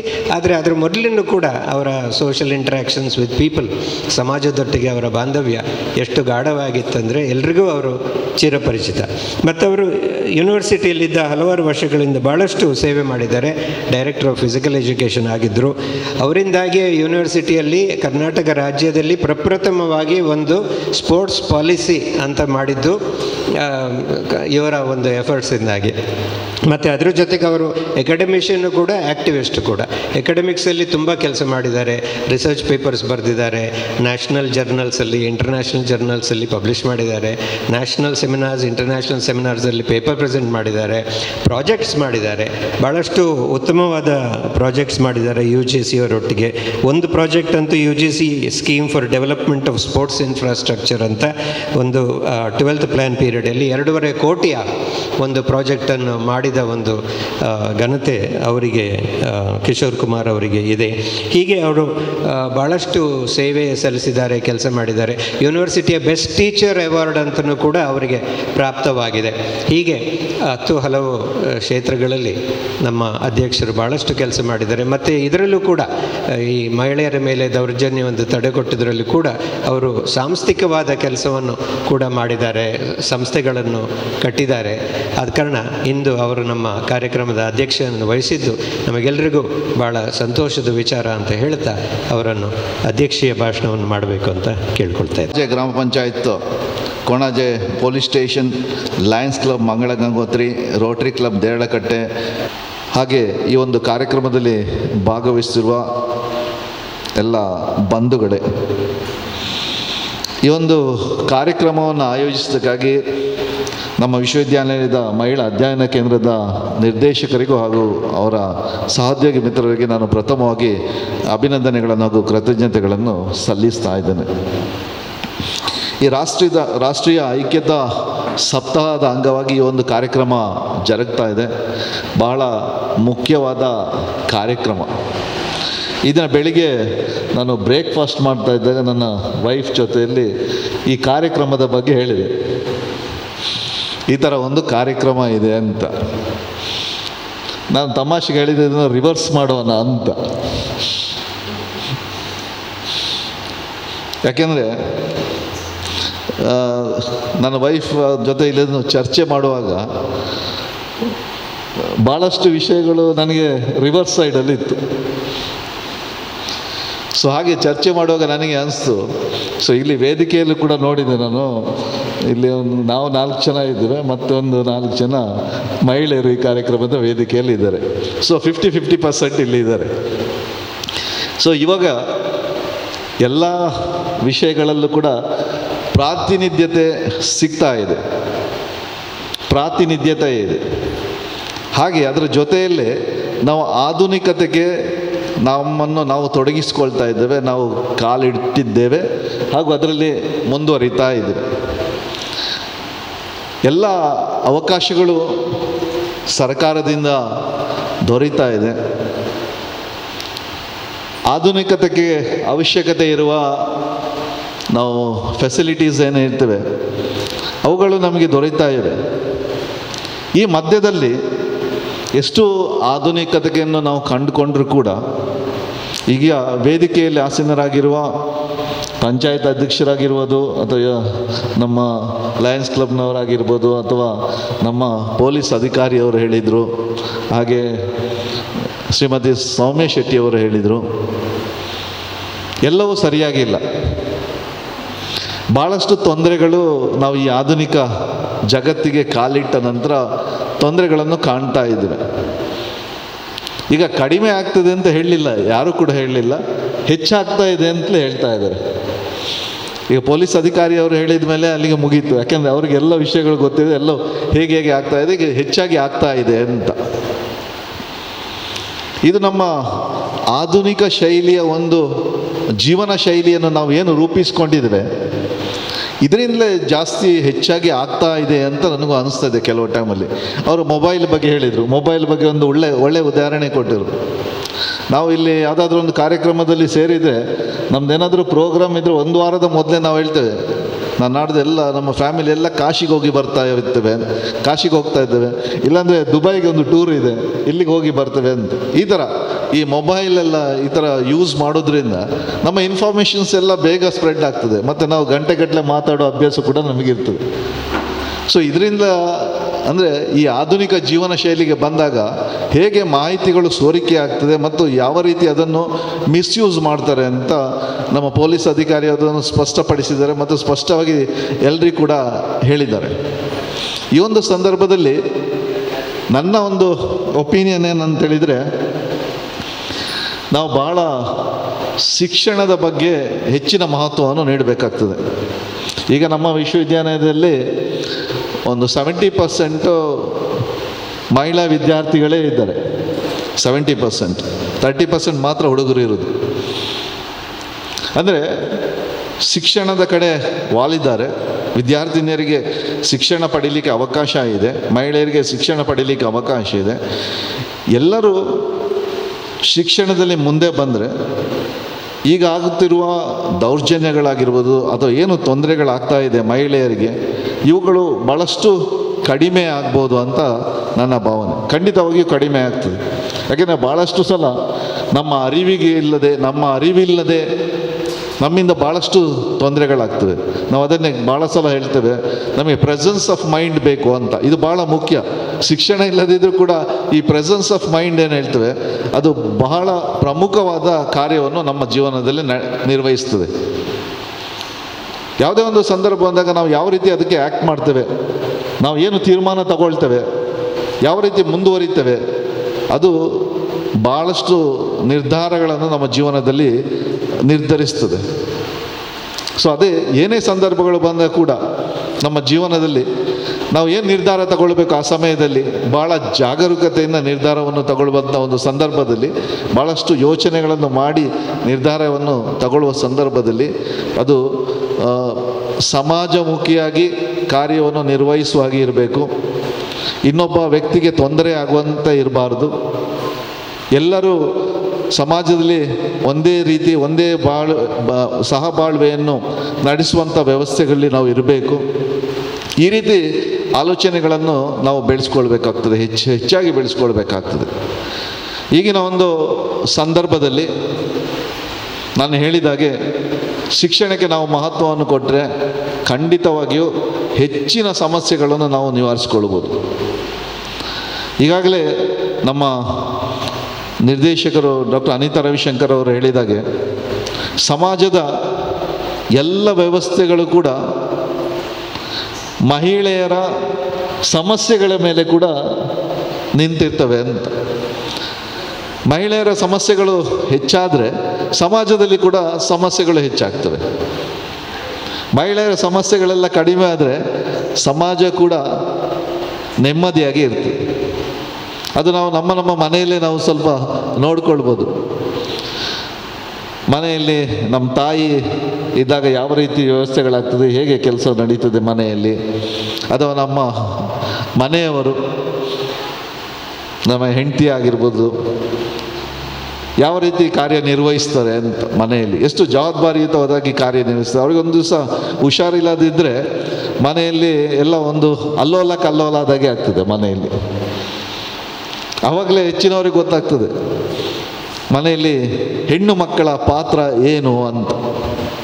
ಅದರ ಅರಿವು ಬರೋದು ಆವಾಗಲೇ, ತುಂಬ ಸಲ ಗೊತ್ತಾಗೋದಿಲ್ಲ. ಯಾವಾಗಲೂ ನಮ್ಮ ಆ್ಯಬ್ಸೆನ್ಸಲ್ಲಿ ನಮ್ಮ ಪ್ರೆಸೆನ್ಸ್ ನಾವು ಎಷ್ಟು ಮುಖ್ಯರಾಗಿರ್ತೇವೆ ಅಂತ ಗೊತ್ತಾಗ್ತದೆ. ಮನೆಯಲ್ಲಿ ಕೂಡ ಹಾಗೆ ಏನು ಎಲ್ಲ ತಲೆ ಕೆಳಗೆ ಆಗೋಗ್ತದೆ, ಮೇಲೆ ಕೆಳಗೆ ಪ್ರಪಂಚವೇ ಮುಳುಗಿ ಹೋಗ್ತದೆ. ಕೆಲವು ಟೈಮಲ್ಲಿ 2 ದಿವಸ ಜ್ವರ ಬಂದು ಮಲಗಿದರೆ ಸಾಕು. ಅದು ಎಲ್ಲರಿಗೂ ಅದರ ಅರಿವೇ ಇದೆ. ಸೊ ಮಹಿಳೆಯ ಪಾತ್ರ ಸಮಾಜದಲ್ಲಿ ಬಹಳ ಮುಖ್ಯವಾಗಿರ್ತದೆ ಮತ್ತು ಸಮಾಜದ ಏಳಿಗೆಯಲ್ಲಿ, ಸಮಾಜದ ಬೆಳವಣಿಗೆಯಲ್ಲಿ ಮಹಿಳೆಯ ಪಾತ್ರ ಬಹಳ ಪ್ರಮುಖವಾಗಿರ್ತದೆ. ಈ ಒಂದು ಸಂದರ್ಭದಲ್ಲಿ ಈ ದೌರ್ಜನ್ಯಗಳ ಬಗ್ಗೆ ಅವುಗಳನ್ನು ಹೇಗೆ ನಿವಾರಿಸಬೇಕು ಅಂತ ಎಲ್ಲರೂ ಹೇಳಿದ್ದಾರೆ. ನಾವು ಕೂಡ ನಮ್ಮ ಸಮಾಜದಲ್ಲಿ ನಮ್ಮ ವ್ಯಕ್ತಿತ್ವವನ್ನು ಪೂರ್ಣ ಪ್ರಮಾಣದಲ್ಲಿ ನಾವು ಬೆಳೆಸ್ಕೊಂಡು ಹೋದರೆ ಸಮಾಜ ಕೂಡ ಒಳ್ಳೆಯ ಒಂದು ಸಮಾಜವನ್ನು ಕಟ್ಟಲಿಕ್ಕೆ ಸಾಧ್ಯ ಆಗ್ತದೆ. ನಮ್ಮ ವ್ಯಕ್ತಿತ್ವವನ್ನು ನಾವು ಸಮಾಜಮುಖಿಯಾಗಿ ಮತ್ತು ದೇಶದ ಸರ್ವತೋಮುಖ ಬೆಳವಣಿಗೆಯ ದೃಷ್ಟಿಯಿಂದ ಎಲ್ಲರೂ ನಮ್ಮ ಒಂದು ವ್ಯಕ್ತಿತ್ವವನ್ನು ಬೆಳೆಸ್ಕೊಂಡ್ರೆ ನಾವು ಒಳ್ಳೆಯ ಸಮಾಜವನ್ನು ಕಟ್ಟಲಿಕ್ಕೆ ಸಾಧ್ಯ ಆಗ್ತದೆ. ಈ ನಿಟ್ಟಿನಲ್ಲಿ ಏನೇ ಈಗ ದೌರ್ಜನ್ಯಗಳ ಬಗ್ಗೆ ತಿಳಿಸಿದ್ರು ಅದನ್ನೆಲ್ಲ ಹೋಗಲಾಡಿಸುವ ಒಂದು ಕೆಲಸದಲ್ಲಿ ನಮ್ಮನ್ನು ನಾವು ತೊಡಗಿಸಿಕೊಳ್ಳುವ, ಅದನ್ನು ನಿವಾರಿಸುವ ದೃಷ್ಟಿಯಲ್ಲಿ ನಮ್ಮನ್ನು ನಾವು ತೊಡಗಿಸಿಕೊಳ್ಳುವ ಅಂತ ಈ ಸಂದರ್ಭದಲ್ಲಿ ಹೇಳುತ್ತಾ, ಯಾಕೆಂದರೆ ನಮ್ಮ ವಿಶ್ವವಿದ್ಯಾನಿಲಯ ಮಟ್ಟದಲ್ಲಿ ಈ ಒಂದು ವ್ಯವಸ್ಥೆಯಲ್ಲಿ ಯಾವುದೇ ತೊಂದರೆ ಇಲ್ಲದೆ ಒಳ್ಳೆಯ ರೀತಿಯಲ್ಲಿ ನಡೀತಾ ಇದೆ. ಅದಕ್ಕೆ ಭಾಳಷ್ಟು ಕಾರಣಗಳಿದೆ. ಮತ್ತು ಅಷ್ಟೇ ನಮ್ಮಲ್ಲಿ ಸ್ಟ್ರಾಂಗ್ ಪಿಲ್ಲರ್ಸ್ ಅಂತ ಹೇಳ್ತೀವಲ್ಲ, ಡಾಕ್ಟರ್ ಅನಿತಾ ರವಿಶಂಕರ್ ಆಗಿರ್ಬೋದು, ಪ್ರೊಫೆಸರ್ ಕಿಶೋರಿ ನಾಯ್ಕ್ ಅವರಿದ್ದಾರೆ. ಹೀಗೆ ನಮ್ಮಲ್ಲಿ ಸ್ಟ್ರಾಂಗ್ ಪಿಲ್ಲರ್ಸ್ ಇದ್ದಾರೆ. ಅದಕ್ಕೆ ಯಾವುದಕ್ಕೂ ಅವಕಾಶ ಕೊಡೋದಿಲ್ಲ. ಅಂಥದ್ದೇನಾದರೂ ತೊಂದರೆಗಳು ಸಿಕ್ಕಿದ್ರೆ ಕೂಡಲೇ ಅದರ ಬಗ್ಗೆ ಅವರು ಕ್ರಮ ಕೈಗೊಳ್ತಾರೆ, ನಮ್ಮ ಗಮನಕ್ಕೆ ಕೂಡ ತಗೊಂಡು ಬರ್ತಾರೆ. ಅಂತ ಯಾರಿಗೂ ತೊಂದರೆ ಆಗದ ರೀತಿಯಲ್ಲಿ ನಮ್ಮ ವಿಶ್ವವಿದ್ಯಾನಿಲಯದಲ್ಲಿ ಕಾರ್ಯ ನಿರ್ವಹಿಸ್ತಾ ಇದ್ದಾರೆ. ನಮ್ಮ ವಿಶ್ವವಿದ್ಯಾಲಯದಲ್ಲಿ ಸ್ಟೂಡೆಂಟ್ಸ್ ಮಾತ್ರ ಅಲ್ಲ, ಸ್ಟಾಫ್ ಕೂಡ ಒಂದು 75% ಲೇಡೀಸೇ ಇರೋದು. ಸೊ ಅಲ್ಲೂ ಕೂಡ ನಾವು ಕೂಡ ಗಮನಿಸ್ತಾ ಇರ್ತೇವೆ. ಎಲ್ಲೂ ಕೂಡ ಯಾವುದೇ ವರ್ಕ್ ಪ್ಲೇಸ್ ಹೆರಾಸ್ಮೆಂಟ್ ಅಲ್ಲ, ಯಾವುದೇ ಆಗದ ರೀತಿಯಲ್ಲಿ ಕಾರ್ಯನಿರ್ವಹಿಸುವ ಬಗ್ಗೆ ನಾವು ಸಹ ಭಾಳಷ್ಟು ಗಮನವನ್ನು ಕೊಡ್ತೇವೆ. ಅದರ ಬಗ್ಗೆ ಭಾಳಷ್ಟು ಆಲೋಚನೆಯನ್ನು ಕೂಡ ಮಾಡ್ತೇವೆ. ಕೆಲವು ಟೈಮಲ್ಲಿ ನಾವು ಹೇಳ್ತೇವೆ 5:30 ಮೇಲೆ ಯಾರು ಕೂಡ ಆಫೀಸಲ್ಲಿ ಇರೋದೇ ಬೇಡ ಅಂತ. ಈಗ ಮೊನ್ನೆ ತಾನೇ ಒಂದು ಕೆಲವು ದಿನಗಳ ಹಿಂದೆ ನಾನೇ ಸರ್ಕ್ಯುಲರ್ ಕಳಿಸಿದೆ. ನಮ್ಮಲ್ಲಿ ವರ್ಕ್ ಕಲ್ಚರ್ ಇದೆ, ಅದಕ್ಕೆ ಕೆಲವು ಟೈಮಲ್ಲಿ 8, 9 ಗಂಟೆ 10 ಗಂಟೆ ಆದರೂ ಕೆಲಸ ಮಾಡ್ತಾ ಇರ್ತಾರೆ. ಸೊ ಅವರಿಗೆ ಕೂಡ ನಾವು ಸರಿಯಾದ ಅವ್ರಿಗೆ ಸೇಫ್ಟಿ, ವರ್ಕ್ ಪ್ಲೇಸಲ್ಲಿ ಸರಿಯಾದ ಸೇಫ್ಟಿ ಕೂಡ ನಾವು ನೀಡಬೇಕಾಗ್ತದೆ. ಆ ದೃಷ್ಟಿಕೋನದಿಂದ ಕೂಡ ಕಾರ್ಯನಿರ್ವಹಿಸ್ತೇವೆ. ಆದರೂ ಕೂಡ ನಾವು 5:30ವರೆಗೆ ಕೆಲಸ ಮಾಡಿದರೆ ಸಾಕು, ಆಮೇಲೆ ನೀವು ಮನೆಗೆ ಹೋಗಿ ಅಂತ ಹೇಳ್ತೇವೆ. ಕೆಲಸ ಮಾಡೋದೇ ಕಷ್ಟ, ಕೆಲಸ ಮಾಡುವವರನ್ನು ನಾವು ಕಳಿಸ್ತಾ ಇದ್ದೇವೆ. ನಮ್ಮಲ್ಲಿ ಕೆಲಸ ಮಾಡುವ ಒಂದು ವರ್ಕ್ ಕಲ್ಚರ್ ಅಂತೇನಿದೆ, ಅದು ತುಂಬ ಚೆನ್ನಾಗಿದೆ. ಒಳ್ಳೆ ಕೆಲಸ ಮಾಡ್ತಾರೆ. ವಿಶ್ವವಿದ್ಯಾನಿಲಯದ ಬೆಳವಣಿಗೆ ಪೂರಕವಾದ ಕೆಲಸಗಳು ನಮ್ಮ ವಿಶ್ವವಿದ್ಯಾನಿಲಯ ನಡೀತಾ ಇದೆ. ಸೊ ಆದರೂ ಇನ್ನೂ ಕೂಡ ಹೆಚ್ಚಿನ ಒಂದು ಸೇಫ್ಟಿ ಅದು ಮಹಿಳೆಯರಿಗೆ ಬೇಕು. ಇನ್ನು ಎಲ್ಲವೂ ಸರಿಯಾಗಿಲ್ಲ ಅಂತ ನಾನು ಅದಕ್ಕೆ ಮೊದಲೇ ಹೇಳಿದೆ. ಎಲ್ಲವೂ ಸರಿಯಾಗಿಲ್ಲ, ಇನ್ನೂ ಹೆಚ್ಚಿನ ಒಂದು ಪ್ರಾತಿನಿಧ್ಯತೆ ಈ ಒಂದು ವ್ಯವಸ್ಥೆಗೆ ಸಿಗಬೇಕು ಅಂತ ಈ ಸಂದರ್ಭದಲ್ಲಿ ಹೇಳುತ್ತಾ, ಈ ಒಂದು ಕಾರ್ಯಕ್ರಮವನ್ನು ಆಯೋಜಿಸೋಕ್ಕಾಗಿ ಮತ್ತೊಮ್ಮೆ ನಾನು ನಮ್ಮ ವಿಶ್ವವಿದ್ಯಾನಿಲಯದ ನಿರ್ದೇಶಕರಾದ ಡಾಕ್ಟರ್ ಅನಿತಾ ರವಿಶಂಕರ್ ಅವರಿಗೆ ಕೃತಜ್ಞತೆಗಳನ್ನು ಸಲ್ಲಿಸಿ ಈ ಅವಕಾಶಕ್ಕಾಗಿ ವಂದಿಸಿ ನನ್ನ 2 ಮಾತುಗಳನ್ನು ಮುಗಿಸ್ತೇನೆ. ಅದೇ ರೀತಿ ಕಾರ್ಯಕ್ರಮದ ಸಹಭಾಗಿತ್ವ ಈಗಾಗಲೇ ಯೋಗೇಶ್ವರನ್ ಅವರನ್ನು ಕೇಳಿದ್ದೇವೆ. ಶಾಲೆಯನ್ನು ನಡೆಸ್ತಾ ಇದ್ದಾರೆ. ಕೇರಳದಲ್ಲಿ ಒಂದು ಶಾಲೆಯನ್ನು ನಡೆಸ್ತಾ ಇದ್ದಾರೆ. ಅವರ ತಂದೆಯವರು ಆ ಕಾಲೇಜನ್ನು ಬಂದು ಸೇರಿಕೊಂಡಿದ್ದಾರೆ. ತುಂಬ ಸಂತೋಷ ನಮಗೆ. ಅಡ್ವೊಕೇಟ್ ಆದ ಶ್ರೀ ಹರೀಶ್ ಶೆಟ್ಟಿ ಅವರು ಬಂದು ಅವರಿಗೊಂದು ಸ್ಮರಣಿಕೆಯನ್ನು ಅವರಿಗೊಂದು ಚಿಕ್ಕ ಸ್ಮರಣಿಕೆಯನ್ನು, ಈಗ ನಮ್ಮ ಜೊತೆಗೆ ಇರುವಂಥ ಶ್ರೀ ರಾಜೇಶ್ ಶೆಟ್ಟಿ ಅವರು ಬಂದು ಸ್ಮರಣಿಕೆಯನ್ನು ನೀಡಬೇಕು ಅಂತ ಕೇಳ್ಕೊಳ್ತಾ ಇದ್ದೇನೆ. ತುಂಬ ಸಂತೋಷ ಸರ್, ನೀವು ಬಂದಿರುವಂಥದ್ದು. ನಿಮ್ಮದು ಬ್ಯುಸಿ ಶೆಡ್ಯೂಲ್ ಇತ್ತು, ಆದರೂ ಬರ್ತೇನೆ ಅಂತ ಯೋಗೇಶ್ವರನ್ ಅವರಿಗೆ ಕೊಡಬೇಕು ಅಂತ ಕೇಳಿಕೊಳ್ತಾ ಇದ್ದೇನೆ.